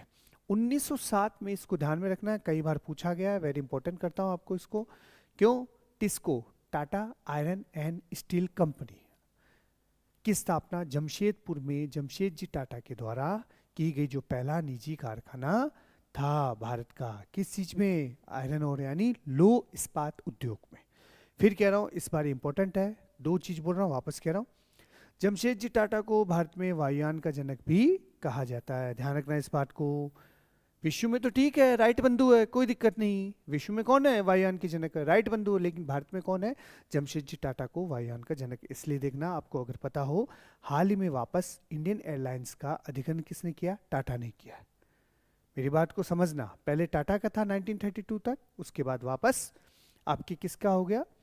इंडियन गवर्नमेंट ने इसको अधिग्रहण कर लिया। इंडियन गवर्नमेंट ने अधिग्रहण करके अभी वापस हाल ही में किसने वापस ले लिया? टाटा ने ले लिया। और अभी हाल ही में आपको सबको पता है कि हमारे टाटा के जो चेयरमैन थे रतन जी टाटा, उनका निधन हो गया है, तो कहीं ना कहीं ये चर्चा में, इसलिए आपको ध्यान में रखना है।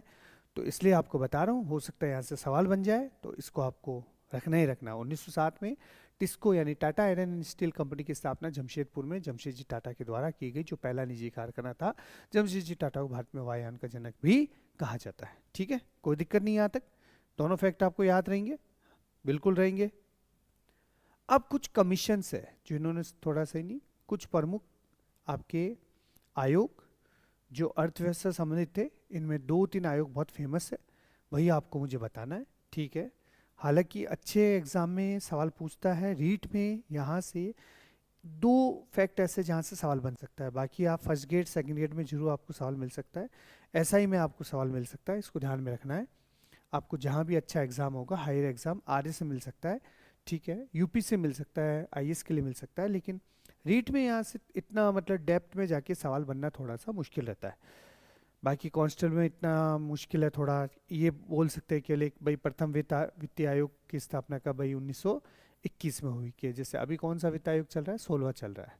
कौन है? अरविंद पंगड़िया इसके अध्यक्ष है, ध्यान है, सबको पता रहना चाहिए। फिर कह रहा हूँ आपको कोई डाउट नहीं होना चाहिए, ठीक है। अपन देखते हैं Chamberlin commission finance and currency 1888, एक फैक्ट है, ध्यान रखना भाई, ठीक है।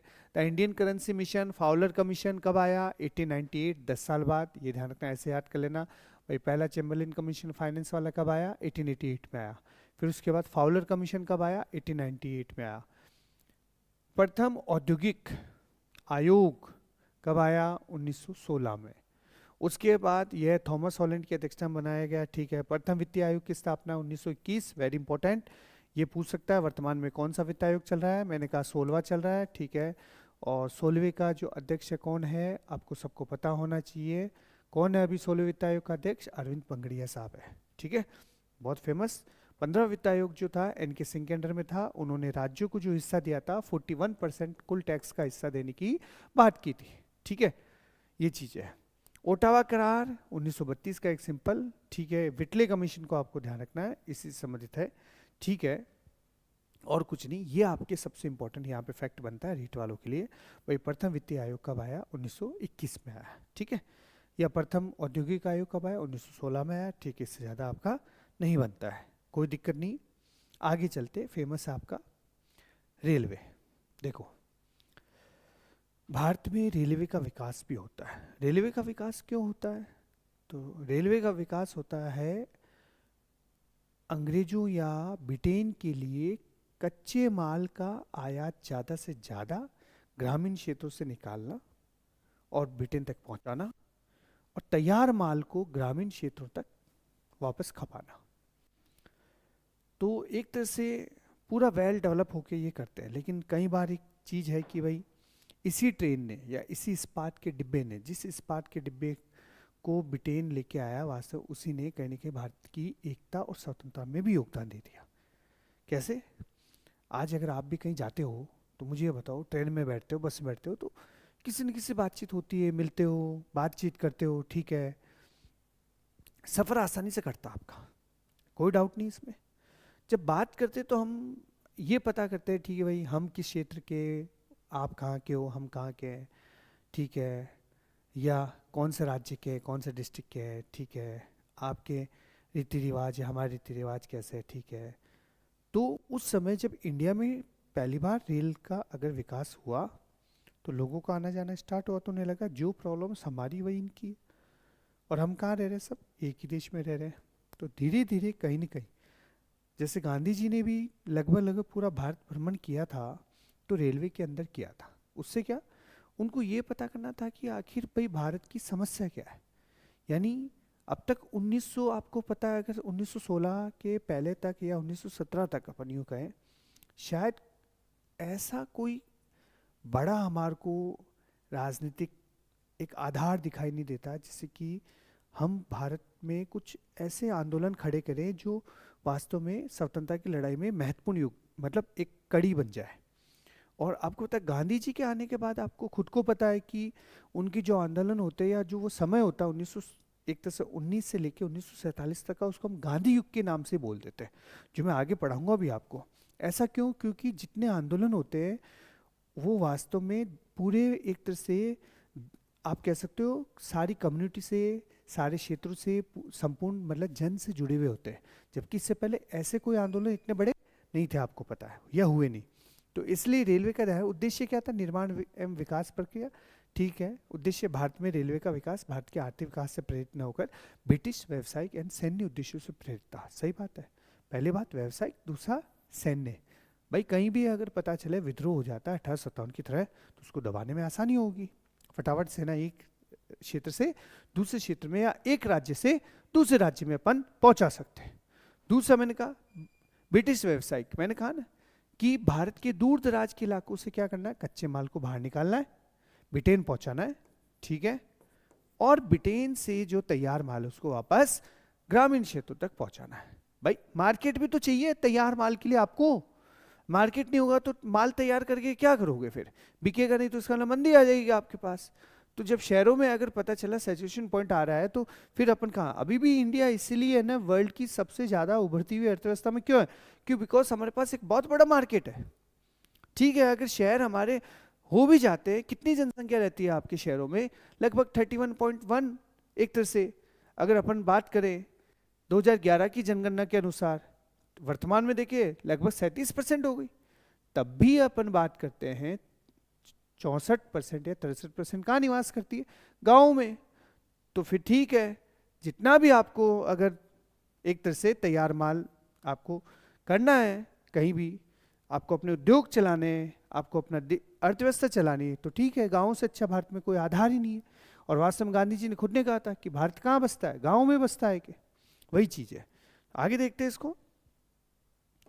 इसके लिए ब्रिटिश सरकार 3 प्रणाली लेके आती रेलवे की, ठीक है।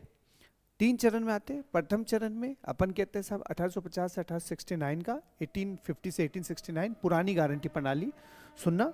दूसरे आती है द्वितीय चरण 1869 1882 से लेकर प्रत्यक्ष राज की नियंत्रण। और तीसरी आती नई गारंटी प्रणाली, सुनना। पुरानी गारंटी प्रणाली, प्रत्यक्ष राज की नियंत्रण, और तीसरी आपकी नई गारंटी प्रणाली, सुनना। प्रथम चरण में 1850 से 1869 में, आपको सबको पता है, रेलवे का सर्वप्रथम, अगर बात करते हैं भारत में कब चलती है, 16 अप्रैल, अगर मैं गलत नहीं हूं तो 1853 में लॉर्ड डलहौजी के द्वारा बॉम्बे से ठाणे के बीच में पहली बार लगभग 34 किलोमीटर दूरी पर रेलवे संचालित होती है, पहली रेल चलती है भारत में उस समय, ध्यान रखना इस बात को। वो तो एक मॉडल था, उससे पहले मद्रास में ठीक है रेल चली, बट घोड़ों ने खींचा तो उसे हम रेल नहीं मानते। बट वास्तव में उसका विस्तार रेलवे का या रेलवे का आधार जो तैयार होता है 3 चरणों में होता है। पहला, इस प्रणाली रेल मार्गों का निर्माण निजी कंपनियों की देखरेख में होता, पर नियंत्रण सरकार के हाथ में था। सरकार निजी कंपनियों की पूंजी पर 4.5 से 5% तक का ब्याज देती, तब न्यूनतम वार्षिक ब्याज की गारंटी, अर्थात इससे कम फायदे पर सरकार क्षतिपूर्ति उठाएगी। तो सीधी बात है, इसमें इतना विकास नहीं हो पाता, होता है बट ठीक ठाक होता है। आपको दो ही चीज़ ध्यान रखनी, पुरानी गारंटी प्रणाली ब्याज दर कितनी या प्रतिशत आपको जो कितना मिल रहा था 4.5 से 5%, जो सवाल बनता है वो इतना ही बनता है, पुरानी गारंटी प्रणाली 4.5 से 5%, ध्यान रखना, लाइक कर देना, ठीक है। द्वितीय चरण आपका 1869 से 1882 का प्रत्यक्ष राजकीय नियंत्रण। इस चरण में सीधे सरकार द्वारा रेल मार्गों निर्माण कार्य किया गया। इसमें सरकार वित्त की आपूर्ति उधार से प्राप्त करती थी, अगर आपको पता है, ठीक है, जिस पर ब्याज दर जो होता था लगभग 4% होता था। कितना होता था? 4%। मैं यहाँ लिख रहा हूँ कितना ब्याज? 4। पहले में कितना था? 4.5 से 5%। क्यों ज़्यादा? ठीक है, सरकार को नुकसान हो रहा था, क्यों क्षतिपूर्ति कौन उठाएगी? चाहे फायदा हो नुकसान सरकार उठाएगी। यहाँ पे फिर सरकार ने सोचा छोड़ो हम ही डायरेक्ट बना लेते हैं, 4% ब्याज देती, लेकिन वास्तव में इस चरण में रेलवे का इतना विकास नहीं हुआ जितना हम चाहते थे। तब जाके एक नई चरण आया, कौन सा? नई गारंटी प्रणाली। नई गारंटी प्रणाली कब से? 1882 से 1924। देखो 3 चरण, 1850 से 1869 पहला चरण, 1869 से 1882 दूसरा चरण, सुनना, 1882 से 1924 तीसरा चरण। कितना? 1924। 3 चरण, मेरी बात सुनना, 1, 2 और 3, 3 चरणों में रेलवे का विकास होता है। इसमें हमने कहा सर 4.5 से 5% के ब्याज की बात की गई, ठीक है। इसमें हमने कहा 4% के ब्याज की बात की गई, ठीक है। और नई गारंटी प्रणाली में 3.5% के ब्याज की बात की गई। सबसे कम ब्याज दिया गया, लेकिन सबसे ज़्यादा रेलवे का जो विकास होता है वो इसी चरण में होता है। सबसे सफल चरण माना जाता है नई गारंटी प्रणाली का, ध्यान रखना। तो इसमें 2 फैक्ट, नई गारंटी प्रणाली, ब्याज दर कितनी? सिर्फ 3.5%। ये सवाल आपको पता हो तो एसआई में आ चुका है, आरएस में आ चुका है, बहुत सिंपल, ठीक है। 2 ही फैक्ट आपको ध्यान रखना है। पहला चरण 1850 से 1869, दूसरा चरण 1869 से 1882, तीसरा 1882 से 1924। पहले चरण में कितना ब्याज? 4.5 से 5%, पुरानी गारंटी प्रणाली। दूसरे में 4% प्रत्यक्ष राजकीय प्रणाली, ठीक। और तीसरे में आपने कहा 3.5%, यानी नई गारंटी प्रणाली के आधार पे आपको क्या दिया गया? ब्याज यानी प्रतिशत दिया गया, लाभ दिया गया, ठीक है, कोई दिक्कत नहीं। सबसे सफल कौन सा रहा? नई गारंटी प्रणाली वाला आपका सबसे सफल रहा। अब 1924 में क्या हुआ? एक कमेटी है, ध्यान रखना, एकवर्ट कमेटी, ये कमेटी है, मैं कमेटी टेक्निकल टीम को फिर कहता हूँ, थोड़ा सा शब्दों का ध्यान रखे, और ठीक है मैं सही भी करवा दूंगा। एकवर्ट कमेटी की रिपोर्ट 1924, इस रिपोर्ट का गठन 1921 में किया गया, और यह रिपोर्ट 1924 ईस्वी में प्रकाशित की जाती है, जिसके आधार पर रेल बजट को सामान्य बजट या आम बजट से अलग किया गया। लेकिन 2017 में रेल बजट व आम बजट को पुनः एक साथ कर दिया गया। उस समय भारत में हमारे वित्त मंत्री कौन थे? बताओ जल्दी बताओ। अरुण जेटली। फटाफट कमेंट्स में बताना आना चाहिए आपको कि उस समय भारत के वित्त मंत्री कौन थे? अरुण जेटली। मेरी बात सुनना, 1921 में एक कमेटी गठित होती है जिसे बोलते हैं एकवर्ट कमेटी। इस कमेटी के तहत 1924 में रिपोर्ट प्रकाशित होती है। इस रिपोर्ट के तहत यह तय होता है कि हम रेल बजट को आम बजट से दोनों को अलग अलग क्या करेंगे? पेश करेंगे।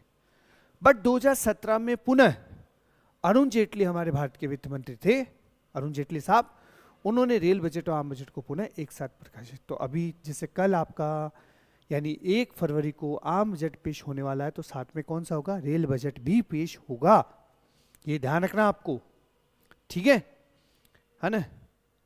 अन्य लक्ष्य, रेलवे में ही सर्वाधिक पूंजी का निवेश हुआ, अन्य क्षेत्रों की अपेक्षा भारत में सर्वप्रथम रेल 16 अप्रैल बता चुका हूं 1853 को बंबई से ठाणे के बीच में चली, लगभग 34 किलोमीटर की दूरी, ठीक है, लॉर्ड डलहौजी के काल में रेलवे का शुरुआत भारत में होता है। 16 अप्रैल 1853, ध्यान रखना है, लगभग 34 किलोमीटर, बंबई से ठाणे के बीच में, किसके समय, लॉर्ड डलहौजी के समय। दूसरा, मैंने इस और पेपर में इस वाले पेज में आपको एक चीज पता होनी चाहिए, एकवट कमेटी गठन 1921, प्रकाशित 1924, ठीक है, सीधी सी बात है। रेल बजट को आम बजट से अलग किया गया 2017 में, अरुण जेटली वापस आए जब वित्त मंत्री बन के, तो उन्होंने वापस रेल बजट और आम बजट को एक कर दिया, ठीक है, कोई दिक्कत नहीं, इसी का पार्ट है ये अभी तक का। अब कुछ विद्वान कहते हैं, तो ध्यान रख लेते हैं, कम से कम मार्क्स और तिलक का जरूर अपन ध्यान रखते हैं, ठीक है। जीएस अय्यर साहब का नहीं रखो कोई बात नहीं, बट अच्छा जो एग्जाम होता है फर्स्ट ग्रेड का होता है, या आरएस का भी कई बार, या आईएएस का होता है, तो वहाँ सवाल पूछ लेते हैं, या इसी सवाल पे आपको पूरा यूपीएससी में तो आपको हो सकता है 200 वर्ड्स का एक मतलब आंसर लिखने को मिल जाए, कोई इसमें डाउट नहीं है। वहाँ तो केवल कथन देते हैं और आपको आंसर लिखना है, सीधी सी बात है, बस आपकी सोच होनी चाहिए उसको कैसे लिखना है।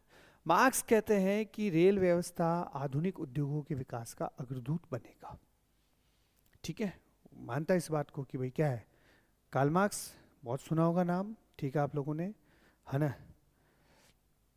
एक तरह से आपको सबको पता है, साम्यवाद की जो नींव रखते हैं, या अपन कहें वैज्ञानिक साम्यवाद की जो नींव आती है वो इन्हीं के द्वारा होती है, ठीक है। साम्यवाद के जनक कहते हैं, दास कैपिटल इनकी बहुत फेमस पुस्तक है ना। तिलक कहता है ब्रिटिश भारत में रेलवे की कोई उपयोगिता नहीं, यह दूसरे की पत्नी को अलंकृत करने जैसा है। इसका मतलब भाई पता चला लुगाई तो किसी और की, और खर्चा अपन उठा रहे भाई, उसके कॉस्मेटिक्स का, उसके मतलब हर चीज़ का, मतलब अपन क्या बोलते हैं, पार्लर वार्लर का, ब्यूटी पार्लर का, जो भी।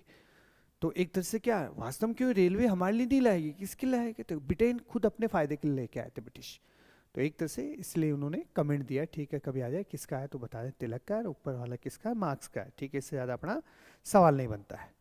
आगे चलते हैं, अगला टॉपिक वेरी इंपॉर्टेंट दोस्तों, बहुत ही इंपॉर्टेंट टॉपिक है, मतलब लगभग मुझे लगता है एसआई से लेकर, आरएस से लेकर, रीट से लेकर, कांस्टेबल से लेकर, पटवारी से लेकर, ग्राम सेवक से लेकर, फर्स्ट ग्रेड सेकंड ग्रेड, जो भी आप एग्जाम देंगे, यहाँ तक कि जेल पैरी जो भी एग्जाम दे, शायद अगर इंडियन हिस्ट्री में अगर सवाल बनता है, अगर ये टॉपिक होता है, तो जरूर यहाँ से सवाल बनेगा ही बनेगा, ठीक है ना। तो इस चीज़ को अपन देखेंगे। अभी थोड़ा सा मैं अगर हो तो मैं एक चीज़ कहूँगा, ठीक है, इतना इनको लिखना, धन का निष्कासन, मतलब एक चीज़ होता क्या है, वेल ट्रेन थ्योरी, है ना,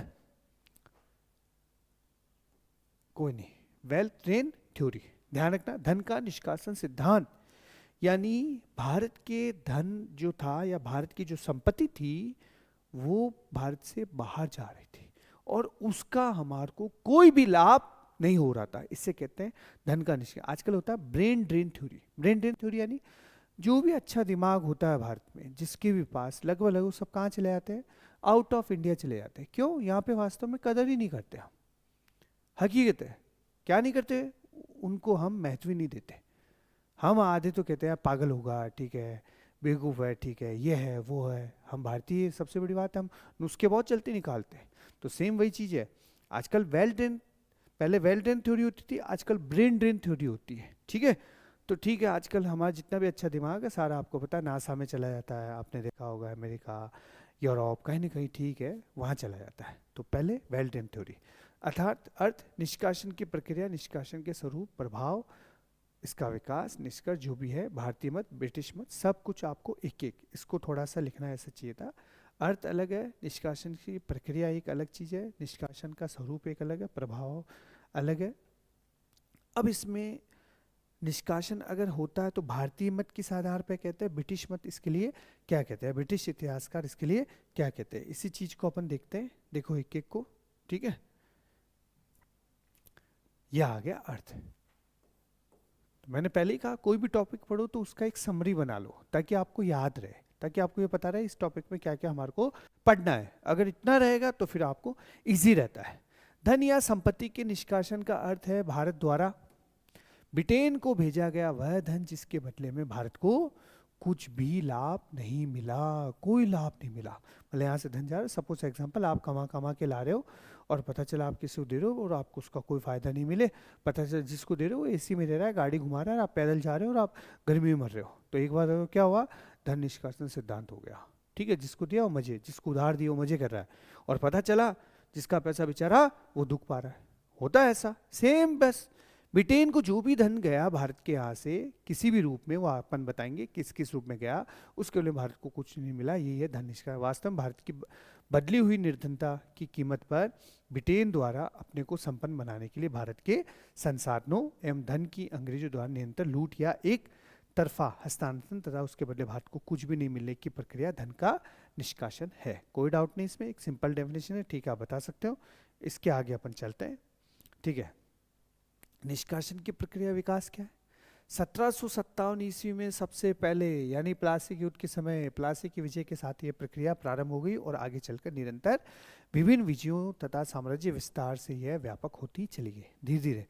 भाई ठीक है, कोई भी काम होगा धीरे धीरे। आपको पता है अपन कई बार गांव में क्या कहावत बोलते हैं, बेटो देख आंगली पकड़ा तो हाथ पकड़ लियो, और हाथ पकड़ा तो बेटो देख खाना बैठ गयो, खाना बैठा रहे तो बेटो माता बैठ बला गयो। बोलते नहीं बोलते, सेम वही चीज है। एक प्रक्रिया स्टार्ट होती है 1757 ईस्वी में, ठीक है, और वो प्रक्रिया लगातार नई नई विजय जो होती है या लगातार साम्राज्य विस्तार के तहत बढ़ती चली जाती है, व्यापक होती यानी हमारा लगभग सारा धन सारे संसाधन कहाँ चले जाता है, ब्रिटेन की ओर जाते हैं। इसका तात्पर्य यह है कि अंग्रेज भारत में पूंजी लगाना नहीं चाहते थे, बल्कि वास्तव में यह भारत से वसूले गए राजस्व से भारतीय वस्तुओं की खरीदारी करना था। हालांकि इस प्रक्रिया को अंग्रेज क्या बोलते थे, निवेश कहते थे, जो गलत। मैंने कहा ना दोनों का मत अलग अलग, सीधी बात है। वो तो निवेश ही कहेंगे कि हम आपको एक अच्छा भाई एडमिनिस्ट्रेशन दे रहे हैं, हम आपको एक सुरक्षा दे रहे हैं, हम आपको एक कह लो एक अच्छा ना आपको पुलिस व्यवस्था दे रहे हैं, उसके बदले में हम क्या ले रहे हैं, आपसे धन ले रहे हैं। और धन क्या है हमारे लिए, एक निवेश की तरह है। ठीक है, जबकि हम क्या मानते हैं कि नहीं, वो क्या है, एक लूट की तरह है। निष्कासन के स्वरूप पर नजर।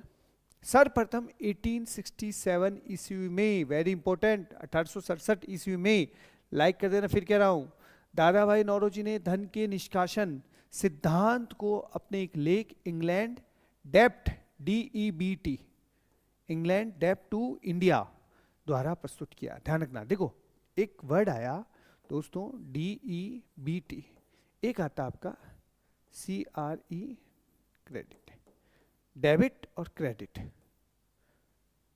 कभी आपने ATM यूज किया होगा नो डाउट। पैसा निकाला तो एक वाइट कलर की पर्ची आती है, सही कह रहा हूं, उसमें क्या लिखा होता है, डेबिट। और अगर आपने बाई चांस पैसा जमा कराया तो क्या आती है पर्ची, क्रेडिट, इतना आपके क्रेडिट हुआ है। मैसेज भी आ जाता है आजकल सिंपल, डेबिट का क्रेडिट का। सेम वही फंडा है यहाँ भी। पहली बार अगर कहे कि भाई धन निष्कासन सिद्धांत किसके द्वारा लाया गया, तो बता देना साहब, दादा भाई नौरोजी के द्वारा 1867 ईस्वी में पहली बार दादा भाई नौरोजी के द्वारा एक लेख लिखा, उसने लेख का नाम है इंग्लैंड डेप्ट टू इंडिया में लेकर इसको आता है। ठीक है,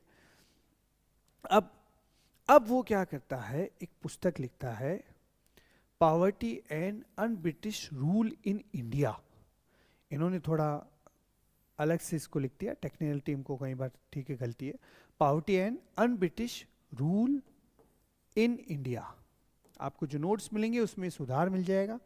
माफी चाहता हूं मैं टेक्निकल टीम की तरफ से, कोई दिक्कत नहीं, इंसान है गलती हो जाती है भाई। इसी सिद्धांत को इन्होंने अपनी पुस्तक poverty and un British rule in India में दिया। नौरोजी ने ही पहली बार प्रति व्यक्ति आय का सांख्यिकी अनुमान लगाया, जिसके अनुसार 1867-68 में भारत की प्रति व्यक्ति आय 20 रुपये प्रति वर्ष थी। बिल्कुल, आज आपको पता है लगभग 2.25 लाख रुपए प्रति व्यक्ति आय। सर प्रति व्यक्ति आय मतलब सीधी सी बात है, कुल GDP में कुल जनसंख्या का भाग दे देंगे तो क्या निकल जाएगा, प्रति व्यक्ति आय निकल जाएगी। ठीक है, वो अलग बात है, जैसे 2.25 लाख हर व्यक्ति थोड़ी कमा रहा है, मैं थोड़ी कमा रहा हूँ या मेरा भाई थोड़ी कमा रहा है, नहीं। वो ऐसा है कि अंबानी टाटा अगर कोई कमा रहा है तो वो सब उसमें काउंट होता है, वो हमारी पार्टी वो कमा लेते हैं भाई। देखो सीधी बात है। तो कई लोग तो ठीक है नहीं कमाते, नहीं, फिर भी हमारा प्रति व्यक्ति उस समय जो था वो क्या था, 20 रुपये प्रति वर्ष था, जो बहुत कम माना जाता था। मेरी बात को समझना, ये पहली बार आपके दादा भाई नौरोजी ने ही इस चीज़ को बताया है। प्रति व्यक्ति आय का जो आंकड़ा देता है पहली बार दादा भाई नौरोजी देते हैं। और प्लस अपनी किताब है poverty and un British rule in India, इसमें इस सिद्धांत को अच्छे से वो एक तरह से प्रकाशित करते हैं या अच्छे से समझाते हैं। किसको? धन निष्कासन सिद्धांत को। ठीक है ना। चलो, आर.सी. दत्त ने भी अपनी पुस्तक the economic history of India, कई बार इस किताब की चर्चा होती है, फिर कह रहा हूँ, हिस्ट्री के फर्स्ट ग्रेड के बच्चे हो या सामाजिक वाले हो, ध्यान रखना इसको, कई बार आपसे सवाल पूछा गया है। दोनों किताबों का, poverty and un British rule in India किसके द्वारा, दादा भाई नौरोजी द्वारा, और the economic history of India 1901 किसके द्वारा, आपके आर.सी. दत्त के द्वारा। ठीक है, ध्यान रखना। ने धन के निशान सिद्धांत की व्याख्या करता है। इसके बाद 1895 में दादा भाई नौरोजी वेल्बी आयोग, ध्यान रखना इसको, वेल्बी आयोग के समक्ष धन के निशान सिद्धांत का पक्ष रखते हैं। 1897 में गोपाल कृष्ण गोखले ने भारत के खर्च पे बनाई गई रॉयल कमीशन के समक्ष अपनी गवाही दी। इस पर गोखले को विपक्ष का नेता घोषित किया गया। ध्यान रखना, भारत के पहले विपक्ष के नेता कौन है? गोपाल कृष्ण गोखले, एक तरह से राजनीतिक गुरु भी है, किसके? महात्मा गांधी के। ठीक है, फैक्ट को ध्यान में रखना भाई। विपक्ष का नेता कौन? गोपाल कृष्ण गोखले। ठीक है, इन्होंने अपनी गवाही दी थी रॉयल कमीशन के सामने। गोखले ने ही 1901 में पहली बार इंपीरियल लेजिस्लेटिव असेंबली में धन के निशान सिद्धांत को प्रस्तुत किया। शिक्षा के अधिकार को सर्वप्रथम यहीं पे रखा गया था, जो 2010 में जाकर आपको मिलता है। Right to education act, RT, आपके रीट वालों के है, सेकंड ग्रेड के है, बहुत लोगों के शायद फर्स्ट ग्रेड में शिक्षण विधियों में आता होगा, मुझे नहीं पता। 2010, सही बात, अप्रैल 2010, कोई डाउट ही नहीं होना चाहिए उसमें।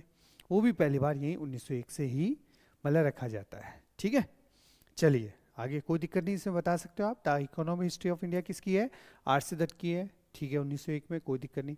वेल्बी आयोग, ठीक है, कब? 1895 का, ठीक है, कोई दिक्कत नहीं, धन के निशान से रखता है। गोपाल कृष्ण गोखले को रॉयल कमीशन सामने एक तरह से अपनी गवाही दी जाती है, इसलिए इसको विपक्ष का नेता घोषित किया जाता है। तो भारत का पहला विपक्ष का नेता किससे माना गया? गोपाल कृष्ण गोखले को। और ये एक तरह से महात्मा गांधी के राजनीतिक गुरु भी माने जाते हैं। ठीक है, 1901 ईस्वी में पहली बार इंपीरियल लेजिस्लेटिव असेंबली में धन के निष्कासन सिद्धांत को प्रस्तुत किया गया, और शिक्षा के अधिकार को सर्वप्रथम यहीं पे रखते हैं हम। बात चलते हैं आगे। एम.जी. रानाडे की किताब है, ठीक है, रीट में नहीं पूछेगा, बट दूसरे एसेस एंड इंडियन इकोनॉमी, ठीक है, ध्यान रखना, एक लिखिए। ठीक है, अब धन के निष्कासन के प्रमुख मद, मतलब क्या क्या ऐसे आपके सोर्स थे जिसके आधार पे हम ये कहते हैं कि भाई ठीक है, भारत से धन निष्कासन हो रहा है। तो सुनना, प्रमुख मत जो भी है, ये फर्स्ट ग्रेड के लिए बहुत इंपॉर्टेंट, सेकंड ग्रेड के लिए भी रहता है। ठीक है, आर.एस. वगैरह, ठीक है, लेकिन रीट में ठीक है इतना नहीं पूछे, लेकिन फिर बता देता हूँ। इंग्लैंड में भारत सरकार की ओर से किए गए खर्चे, जो भी इंग्लैंड में खर्चे हो रहे हैं भारत सरकार, वो हमारा एक पैसा था। भारत सरकार से जुड़े ब्रिटेन के अधिकारियों के वेतन और भत्ते, जो भी हमारे वेतन और भत्ते थे, जितने भी आपके ब्रिटिश अधिकारियों के, सब भारत के यहीं से जाता था। ब्रिटिश अधिकारियों की पेंशन, वो भी यहाँ भारत के यहीं से जा रही थी। सार्वजनिक इन पर दिया गया ब्याज, जैसे मैंने रेलवे बताया, वो भी यहीं से जा रहा था। कंपनी के शेयर धारकों को दिया गया लाभांश, वो भी यहीं से जा रहा था एक तरह से। ठीक है, और भारत से बाहर भेजे गए जितने सैन्य अभियान, सब का सब क्या थे? एक तरह धन के निष्कासन के प्रमुख मद माने गए। ठीक है, कोई दिक्कत नहीं। गृह प्रभारों का भार या चार्जेस जो भी है, ठीक है, चार्जेस के बदले भारत को योग्य अधिकारी मिले, वह बाह्य आक्रमणों से सुरक्षा मिली। ब्रिटिश विद्वानों के अनुसार धन के निष्कासन प्रक्रिया ने भारत को लाभ पहुंचाया, वह आधुनिकीकरण में एक तरह से मदद दी। इसका लिए है, जो अपना मत था वो बता दिया हमने। अभी इन्होंने कहा कि नहीं, हमारा जो था, हमने जो भी गृह प्रभार लिया या जो भी हमने चार्जेस लिए, उसके बदले हमने भारत को क्या दिए? योग्य अधिकारी दिए। योग दिए, क्या है बेटा? ये योग्य अधिकारी। बच्चों ध्यान रखना, ठीक है, कोई बात नहीं, गलती हो जाती टेक्निक टीम से, मैं और समझा दूंगा। योग्य अधिकारी मिले, बाह्य आक्रमणों से हमारे को सुरक्षा मिली के ब्रिटिश विधानों धन का निष्कासन वास्तव में प्रक्रिया ने भारत को लाभ पहुंचाया, व आधुनिकीकरण में मदद दिया, न कि आपको पिछड़ा किया। ऐसा कौन बोलते हैं? देखो सीधी बात है, जो गलत होता है वो अपनी, फिर भी गलत होता, फिर भी क्या होता, अपनी बात को सही ठहराता है, जस्टिफाई करता है। तो बस सीधी बात है, जस्टिफाई कर रही है। दूसरी तरीके हम दूसरी तरीके से करें, जैसे एग्जाम्पल, हम कहते हैं भगत सिंह हमारे देश के क्रांतिकारी थे, ब्रिटिश सरकार कहती नहीं, भगत सिंह कौन थे? आतंकवादी थे। तो उनका मत है, हमारा मत अलग है, ठीक है ना? सेम ऐसा, तो यहाँ पे इन्होंने भी अपना एक मत रखा है, ठीक है। इसका प्रभाव क्या पड़ा? धन के निष्कासन प्रभाव, भारतीय अर्थव्यवस्था खोखली निर्धनता का कारण बनता है, सही बात है। दादा भाई नौरोजी कहते हैं यह प्रक्रिया समस्त बुराइयों की जड़ है, अंतः यह अनिष्टों की अनिष्ट है, एक कथन देते हैं, ठीक है। मार्क्स इसे ब्लीडिंग प्रोसेस कहते हैं, ध्यान रखना, यानी खून चूसने की एक प्रोसेस, धीरे धीरे धीरे धीरे जो क्या करती है ऐसा ही करती है, सेम वैसा के। और जॉन सुल्विन आपको इसको क्या बताता है बच्चों? स्पंज प्रणाली, बहुत बार पूछा है इसको, इसको ऐसे कह सकता हूँ। जॉन सुल्विन कहता है कि हम गंगा के तट से अच्छी अच्छी चीज़ों को सौंपते हैं और टेम्स के तट पे जाकर निचोड़ देते हैं, सेम। यानी जो हमारी प्रणाली क्या है, स्पंज प्रणाली, अच्छी चीज़ भारत से ली और ब्रिटेन पहुंचा दी, और ब्रिटेन के लिए उसकी उपयोगिता न की, भारत के लिए हुई, सीधी सी बात है। और दादा भाई नौरोजी क्या कहते हैं? समस्त बुराइयों की यूं की जड़ है, अतः अनिष्टों की अनिष्ट है। मार्क्स क्या कहता है इसको? ब्लीडिंग प्रोसेस, किसको? धन निष्कासन सिद्धांत को, ठीक है। चलो आगे चलते हैं। अगला टॉपिक जो मैं आपको लूंगा वो लूंगा सामाजिक धार्मिक सुधार आंदोलन, ठीक है, ये ध्यान रखना। कौन सा लूंगा? सामाजिक धार्मिक सुधार आंदोलन, जो अपन नेक्स्ट कल 6 बजे इस टॉपिक को करेंगे। आज के लिए थैंक यू, मिलते हैं। आपको सही लगा तो मैं फिर कह रहा हूँ लाइक जरूर कीजिए, बराबर आप टच में रहिए, पढ़िए, आगे बढ़िए। फिर भी आपका जो रीट का पेपर है, चाहे आपका जेल परेड का पेपर है या आपका आरएस का पेपर है, मैं एक बार आपको जरूर बताऊंगा कि आपको कैसे पढ़ना है, क्या पढ़ना है, ठीक है। Thank you.